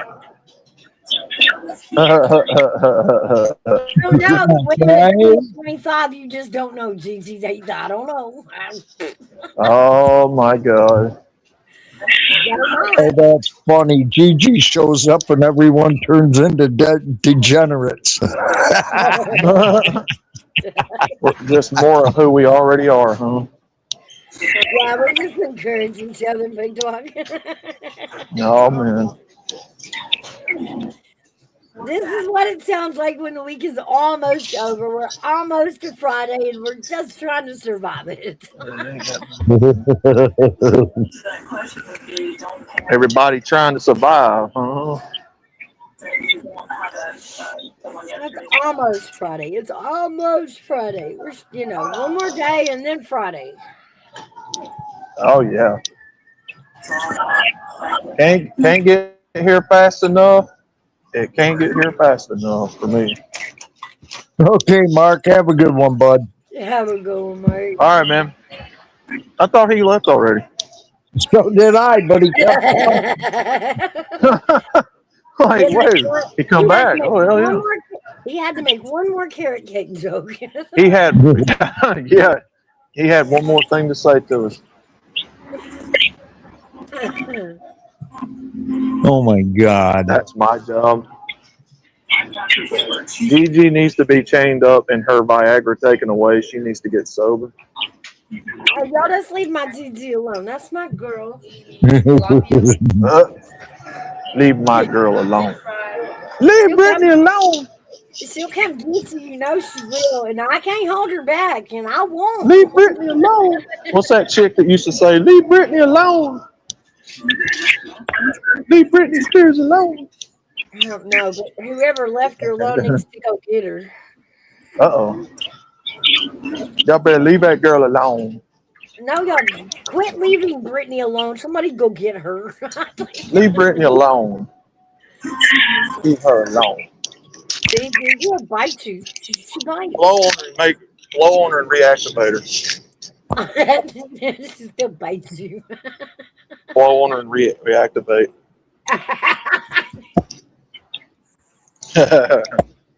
Careful what you plug in. Come on, Brittany. Come on, sweetheart. If everybody was kung fu fighting, I missed it, Ma.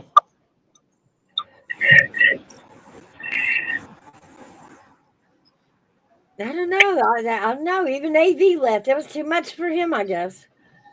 He can't hang. He can't hang.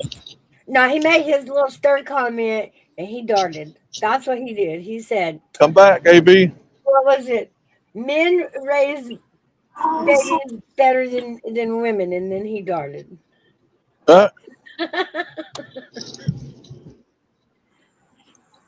Well, tell us why, AB. I've seen the studies he's talking about. How true it is, I don't know.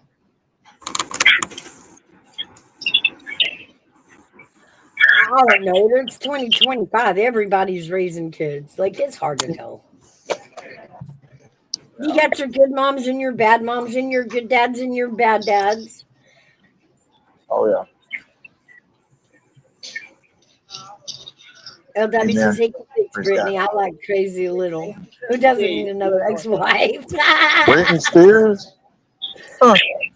Yeah, you can fix Britney Spears. Good luck.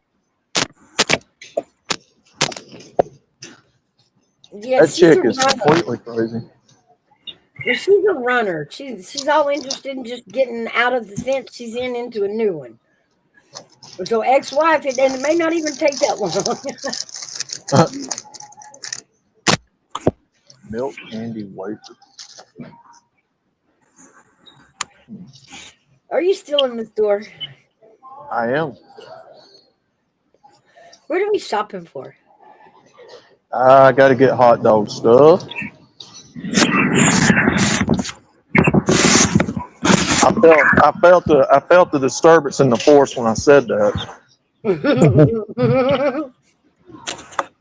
I can hear her little feet running all the way back to that laptop. He did not say hot dogs. He did not say hot dogs. Yeah, I gotta be honest. I don't really eat hot dogs much anymore, but they're good every once in a blue. Amen. Praise God. Praise God.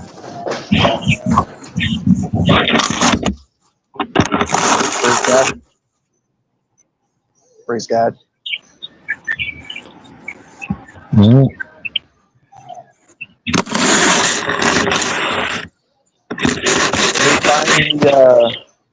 Let me find the chili sauce, praise God.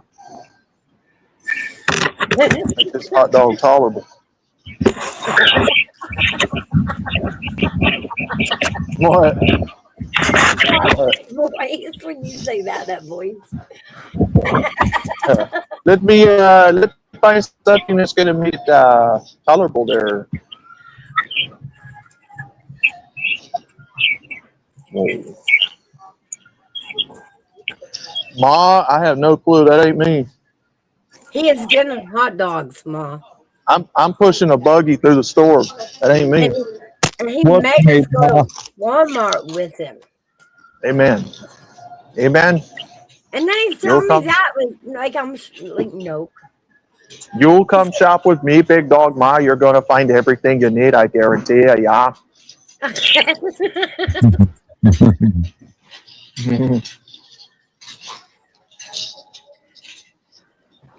Let's turn the aisle here. Let's do a 180.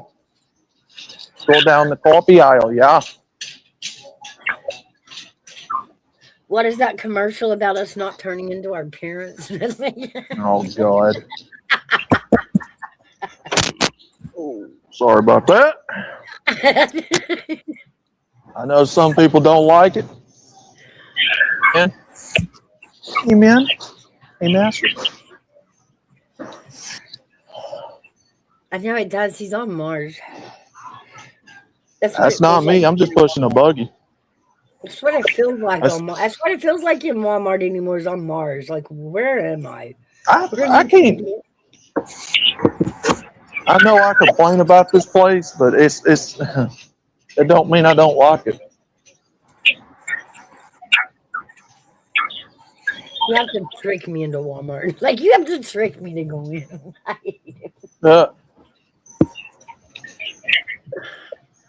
AKA, you're in the car riding, and we pull up to Walmart.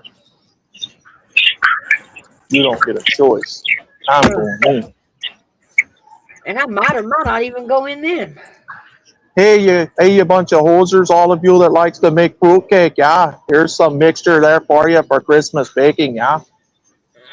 You want to make some fruitcake, yeah. Yo, that's yeah. Oh yeah, that's good stuff right there. No, I'm gonna tell you what. The first time I get fruitcake on Christmas, I'm getting mad at everybody. Yeah, no, we ain't eating no fruitcake. No, I hear you there. Nasty as. Oh, That's a good way geez. to And I talk can't about understand it. There are people out there that like it. I don't ride, I'm driving. Big dog Ma don't ride. But seriously, out of all the fruitcake that is made every year, only like 1% of it actually gets eaten. Why do we still do that? Why do we still do that? I don't know. You got me. It's amazing. We eat all kinds of pastries, pies, cakes, but fruitcake is where we draw the line. But it's still that old-fashioned gift at Christmas. Like, were you mad at the person you gave that to? Like, if somebody ever gave me socks for Christmas, I always thought what I did wrong to them.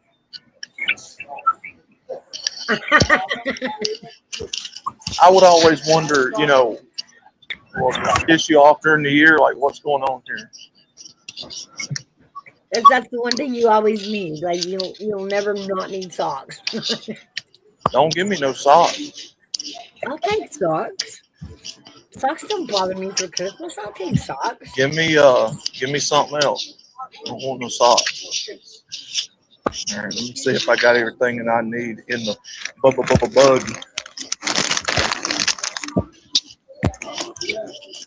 All right. Chips.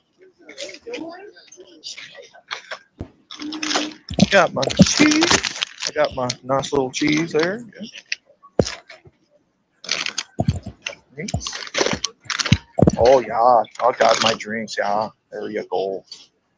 Your sorry, your substance. I have my drink. There you go, there, buddy. The potato is the best veggie. It can make chips, fries, and vodka. It's like the other veggies don't even try. That's so funny, big dog. My father still swears by the potato. Like there must be a potato every meal. I don't know. I didn't really prevent nothing, but. All right. Go put this line of groceries through the line, baby. Are you making her check it out, or are you doing that damn self checkout? I don't see no. There's two of them.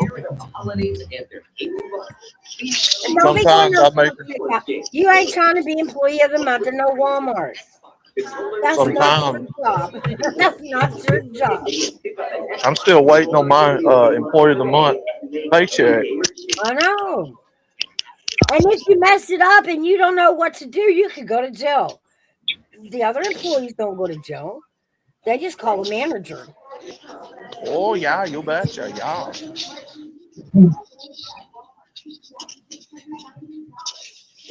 Here we go. Your dad is that way?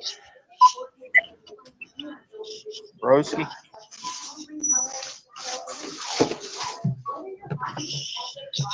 You're a bunch of hosers.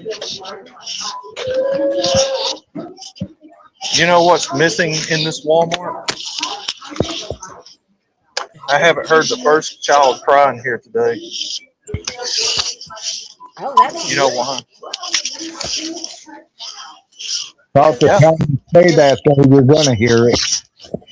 Now that yeah. everybody's Christmas shopping for the kids, so they're all like the babysitters.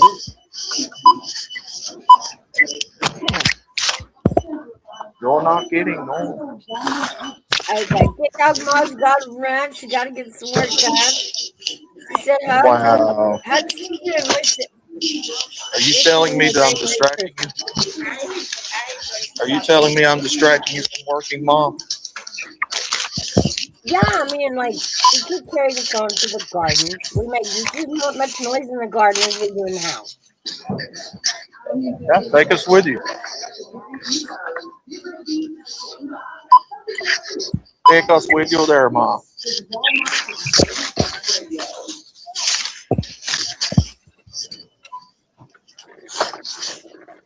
That'd be great. Oh, hang on just a second. I got to go get a refill, y'all. Oh, Well, dadgummit.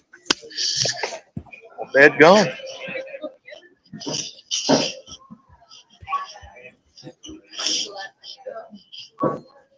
Take us to the garden with you.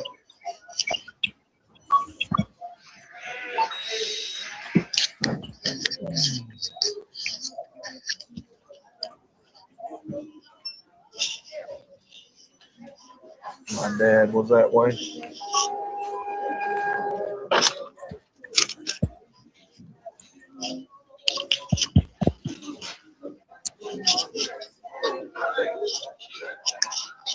Well, that was pleasant.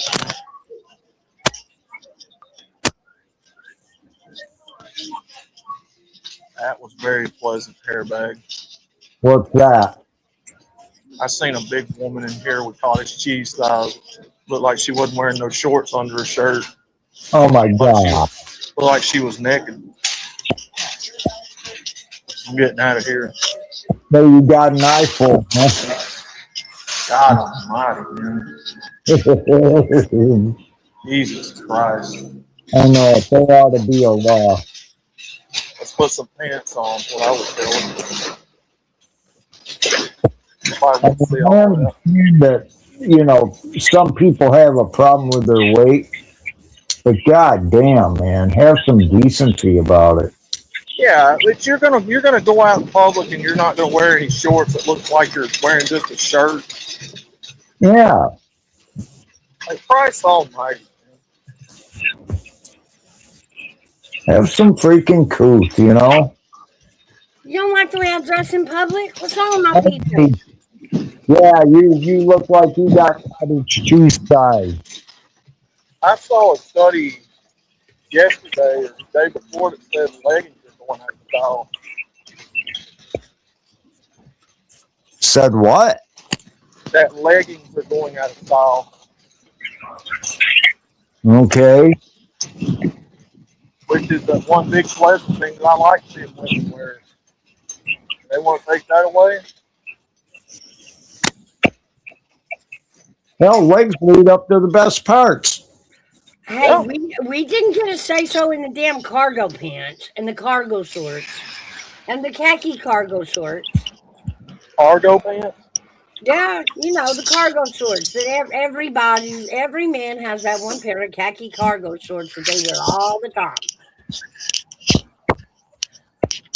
Oh, I'm trying to think if I ever had any.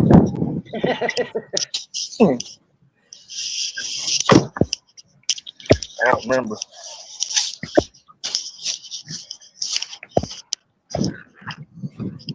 Y'all remember the ones with all the pockets on the side and the big back pockets? Yeah, I remember them. I don't think I ever had a pair of those. Y'all can bitch about leggings, but we're still going to bitch about the cargo shorts. Y'all all had a pair, big, small, didn't matter. Y'all all wore them. Like, whether they fit or not, y'all wore them. Big Dog Ma, you better have a camera pointed to that garden with us with you. I want to be a part of your garden adventure. That has got to be the most magical place on earth. Jeez. Well, hell, if she'll take us in the kitchen and show us how all the delicious treats are made, that'd be great. She needs to, huh? And then send them to us after she makes them so we can try them. Yeah. Yeah, and then invite me over so I can eat it in front of everybody. And there you go. I can tell everybody you ain't getting none. Well, we can show the crowd how great they are if we can just get her to send it to us. We would review the Big Dog Ma cookies. That would be great. That would be great, huh? Would. Oh, we're back in the car. Yeah. Back in the vehicle. I can hear the windshield wipers. Yeah, I gotta turn them off. Ain't even raining. Come on, buddy. Let's go. Well, let me start road raging. I just got in the vehicle.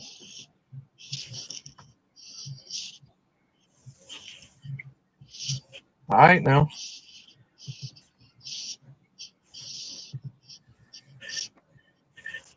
You still here, Hairback? Yeah, I'm here. What's got you so distracted? My belly.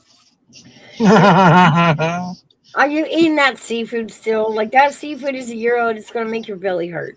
No, not that. Well, no. I gotta get a hold of my daughter so she can get a hold of my delivery people.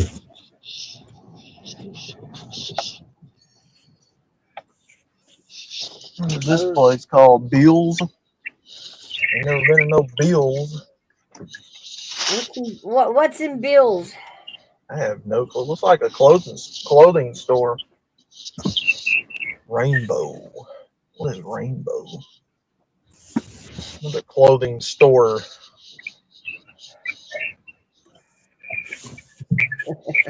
All these clothing stores, man. You guys are making clothing stores everywhere, huh?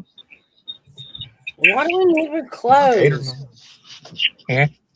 So why do we bother with clothes? You know, if you're in the mountains, you can't even see your neighbor. So why do we bother? Why do you bother? Yeah. Be okay if nobody. If I want to check the mail in my robe, I should be able to. Oh God. Mm. Aldi's. We got an Aldi's up here. Yes, I'm Southern. I call it Aldi's. I know it's Aldi's. I know it's Aldi's, but I call it Aldi's. Dude, I got one that'll shock you, Outlaw.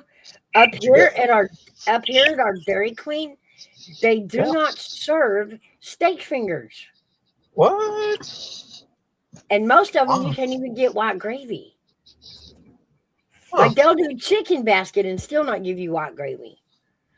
Oh, I'm that like, ain't no why good. did we? What is this basket business without gravy and a Yeah. twist?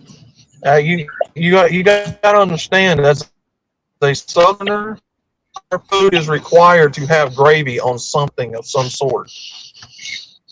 That is one of our condiments that we put on food. Yes, gravy. every meal. It's breakfast, lunch, dinner. It's even snack. It goes with every, and it doesn't always have sausage in it. Like, if you don't put gravy on my food, there's a problem. We're gonna have problems. well, you got to be careful When with I that eat, in Tennessee, gravy comes from a can, and it's that breakfast mix, so it's got sausage in it. Yeah. We have long arguments in the restaurants up here. I'm like, you really can do white gravy without sausage for supper. You really can. Yeah. Like, white gravy does not always mean breakfast sausage gravy. Like, nor does it It come from doesn't, the but tin. it's required eating if you're a Southerner. It is. Yeah. Like, what do you do with your bread when you're done? Like, what are you doing without gravy? How do you do that? How do you do that? Like, what do you do with the bread left over? And You Amen. put it in the low.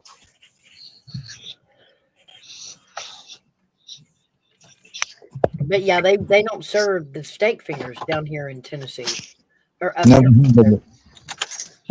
That irritates me. Listen, why even have a Dairy Queen if y'all ain't going to serve what you serve in all the Dairy Queens? How do you not have steak fingers? Yeah, I don't know. I don't get that one. Huh. Boy, you learn something new every day. What you got? You steak fingers. Never heard of them before. You never heard of what? Fingers. It's basically a chicken finger, but with steak meat in it. It's strips of chicken fried steak or country fried Yeah. steak, which would be cube steak that's battered and fried like chicken, deep fried. But instead of it being the whole steak, it's cut up into strips and called fingers. So that would be steak fingers. Okay. Never heard of it done like that before. You see, Outlaw, what happens up towards New York? They don't even know. I'm They haven't telling you. even tasted white gravy on the world. The hell I haven't. I love Oh my white god. gravy. Oh my god. And you're right, it doesn't always have to have sausage in it. It's only supposed to have sausage in it when you have It sausage with it for breakfast. Like, It's very it easy. Up here, doesn't what you call your white gravy is called milk gravy up here. it doesn't, but you should put sausage in it. I mean, I'm just saying. well, for breakfast, but not on your, well, you know what a chicken fry is. Oh yeah. That will confuse a Tennessee waitress in a heartbeat to say, y'all got chicken fried steak? Oh, it throws them for a loop. First of all, down here, if the restaurant even serves it, it is called country fried steak, and you have to say it Right. that way.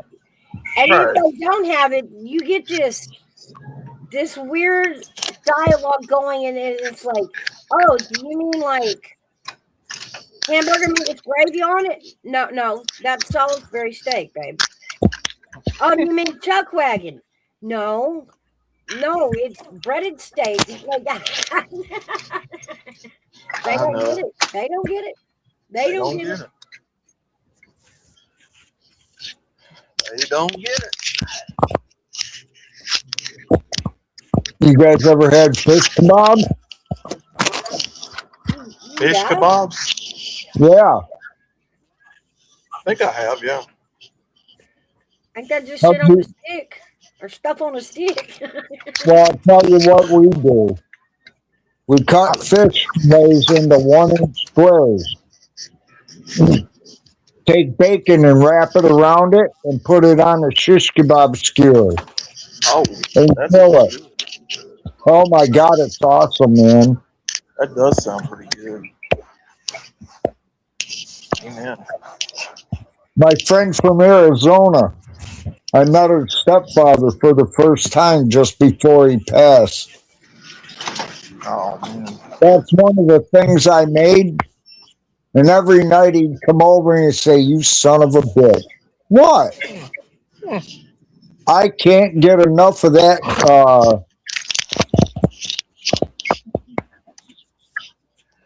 fish kebab.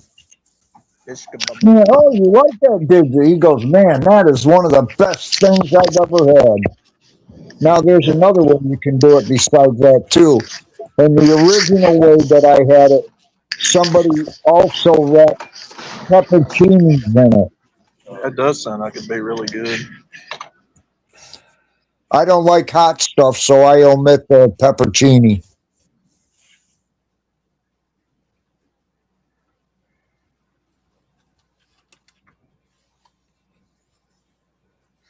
I think he's no. Huh? Oh, he went on mute. Okay, I was like, he got quiet. I wonder if he dropped again. Nah, he's still here. Oh yeah, his avatar would have went off too. Yeah, it is. It's funny how different the food is from the south to the north. It is. It is. And living up here is kind of in the middle, and they don't really have that state, food. Like Memphis has got barbecue, but I'm not in Memphis. Man, I miss Texas food. I miss Texas food. Uh-oh, that got him. The only thing that I miss is when I was out in Arizona and we went to that Mexican restaurant called Macayo's. Yeah. Oh my God, that was some good food. Yeah, out there the Mexican food is really good. Not so much up here in the Yeah. mountains. We can't. It's hit or miss. Like I said, one day I went and I ordered an enchilada. I said, "Oh, a cheese enchilada." Just yeah, it sounds good. They brought me out a flour tortilla with mozzarella cheese melted in it and poured white cheese queso over it. And I'm like, that is not even a single ingredient of an enchilada. Wow. Not even the right tortilla. Like it's supposed to be a corn tortilla, not a flour tortilla. And why is there mozzarella cheese? Like what? But Is that the thing that looks like it has corn husks wrapped around it? those are tamales. An enchilada is a corn tortilla. Okay. It's like what nacho chips look like, except it's big and it's soft and it wraps around and it's got cheese and meat in it and it's got either red sauce or green sauce on it. I like the red sauce. They didn't even have red sauce on it. It was just cheese queso and a cheese burrito. The things that had the like corn husks wrapped around it. Are you supposed to eat those corn husks? No. You unwrap the tamale from the corn husk, and it's got what it is it's a cornmeal mixture wrapped around meat. And so when you let it sit in the corn husk, it takes shape. So when you unwrap it, then it's you can hold it in your hand. It's not mushy. Okay. Sorry about that. I had to take a phone call. Kicked me out. What was we talking about? Mexican food. Enchiladas. I was explaining to him what an enchilada was, and he asked me if it was the thing wrapped in a corn husk. I told him no, that was a tamale. Oh, them things are delicious. I ate the hell out of some of them. Oh man, yeah. Back when I lived out, further west in Texas and in Mexico, I used to have a woman that would bring them to me once a week. She would make a whole plate of them. There you go. And deliver them once a week. Oh, and we just spend all week eating. It was like snack food, We spend all week just eating them. They were so good. Yes, sir. Them things are delicious. Delicioso. I was telling him, I went to get a cheese enchilada at a Mexican restaurant here, and they brought me out a flour tortilla folded around a slab of mozzarella cheese and poured cheese queso over it. And I was like, no, man, you missed that by a mile. Like it was a flour tortilla. Right. I'm like, this is a cheese burrito with cheese queso. This is not an enchilada with enchilada sauce. Like what's happening? What is this?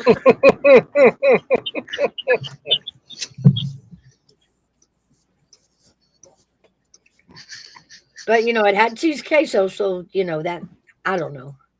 That made it authentic. I don't know.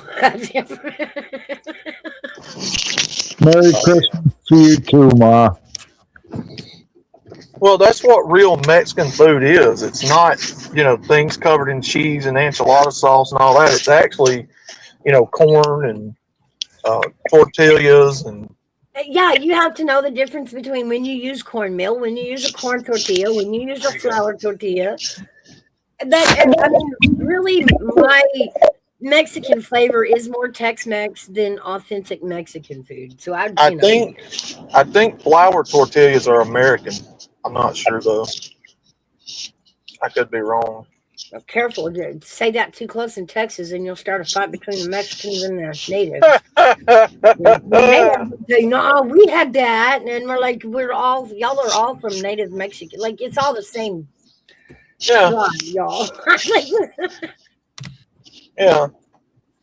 So what did the Native Americans make? Actually, theirs were maize. Yeah, the natives were more about the crops you grow off the land and combining them with like corn and Yeah, they used They a lot of made the corn. corn tortillas.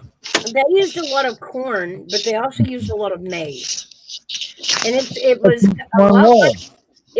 like corn, and it would mash up like corn. Had about the same nutrition. It was just a different kind of plant than corn. Huh. fry bread. Fried bread, yeah. Basically, it's just fried bread. Yeah. It's just, it's what is it? Flour, lard, the bacon powder, Something sugar, like that. and then you just, you throw it on a hot pan and fry it, cook it.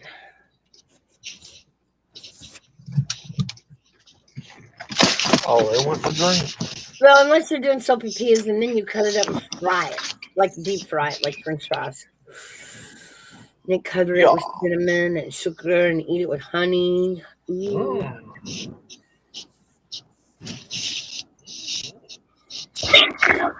Hey, Mouse, I'll be right back. Okay, All right. where you headed? Oh. Yeah, the Mexicans did not invent a lot of the stuff that we're eating called Mexican food. I mean, it was mostly, bread and corn and, tomatoes and all that stuff, diced up. Yeah. It's not really what you think, like tacos and enchiladas. That's all Americanized stuff. Well, that's what I said, Tex-Mex. And that's a Yeah. mixture of Texas culture and Mexican, that's the red.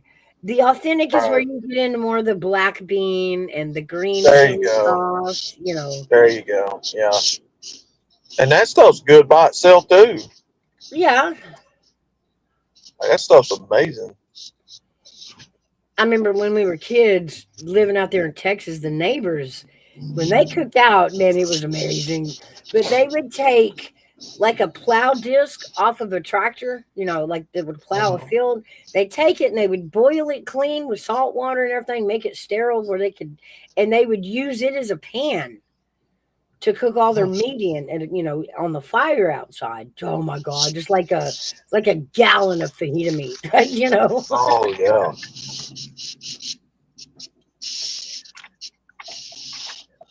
They always made good food as long as you never ask what it was in English.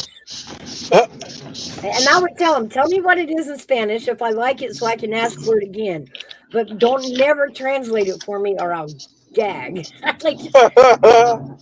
Don't go to a French restaurant then. Don't ever go to one of them. What is this stuff? Oh, that's snails. Oh, that's squid. Oh, okay. You can take it back. Yeah. I don't believe I'll. Yeah. Bring me a burger. Oh, God, yeah. No, we're good, homie. I don't believe I'm going to eat this. Thank you. Please and thank you. Yeah, that. It's like what you scraped out of the tank because there wasn't no fish. Nice try. Yeah, you can have all that. Yeah, appreciate you. I don't want your mountain oysters. I don't want your escargot. None of it. Fun fact. Next time any of y'all run into Jimmy Bones, ask him about the Rocky Mountain oysters. Why am Jimmy I Bones is at the drive. I mean, I know what they are, so why am I asking? What'd you think about them? Oh, I've never tried them. I just know what they are. I haven't. He's tried them. Ooh. He likes them. Some people have to, or they wouldn't be a thing, you know. Yeah, y'all ever try a Rocky Mountain oyster? Yeah, you get back to me on that. Yeah, no. I don't think so. Y'all let me know how that goes. And I'm a Southerner, and I'll eat anything deep fried in, oil and batter and all that, because that's what we do. Yeah, that's even worse than slimy okra and gumbo. I just no, not okra. Oh, okra, you got to make that crispy. No, okra's got to be crispy. I agree. Okra needs to be fried. It should never be slimy and a soupy substance with noodles and meat. No. Amy will fly in and tell me different in a minute, but y'all keep that gumbo down in the dirty South. Y'all keep that. Keep it. That's a Louisiana thing, I believe. Yeah, dive deep, dirty South. Yeah, dirty rice, dirty gumbo. Yeah. But I do the po' boys and stuff like that, but no, not the soup. I don't know, just okra and noodles on the same. No, I don't care how spicy you got it. It's just you can't cover up slimy okra. Had a major wreck on the interstate. Okra's got to be battered and fried. And cornmeal and crunchy and yeah. Yes. If you don't give it to me.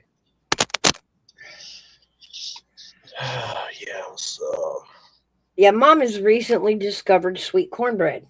Sweet cornmeal. No. I'm not happy about it. It's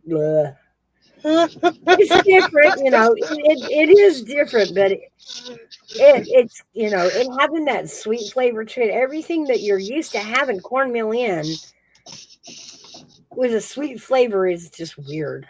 Gutters, you'd like this truck up here in the parking lot, a Unimog. Big old restored Unimog. Like a big old cab over on a 4-wheel drive lift. Pretty cool. Now, cornmeal ain't supposed to be sweet. No, it changed everything. And cornbread itself, I'm like, yeah, that's cool. It's cool and new. But when it went further into the dressing, the salmon patties, I was like, what is happening? Ew, stop that. Like, stop that. Oh, man. That's funny. Yeah.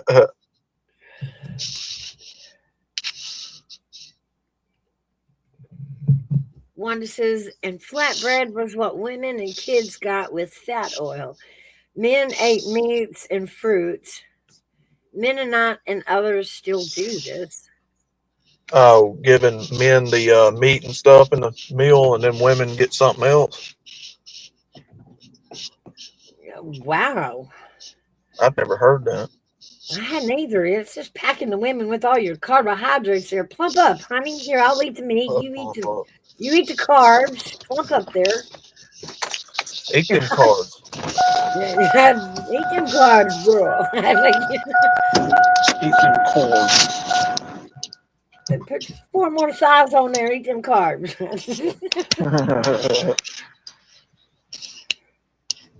No. Well, we've been on here about 4 hours, so I guess I'm going to wrap this up for today. It has been a wonderful one. Oh, absolutely. I so appreciate you coming up with us, Outlaw. Oh, absolutely. Anytime. And the other bag and AZ. And everybody that joined us in chat. It's been lovely. You guys go out, get ready for Christmas. I hope everybody enjoys their Christmas. Don't get caught up in the hustle bustle rat race of the angry shoppers. Keep it cool. Keep it small. Keep it light. And we'll see you guys on the next one.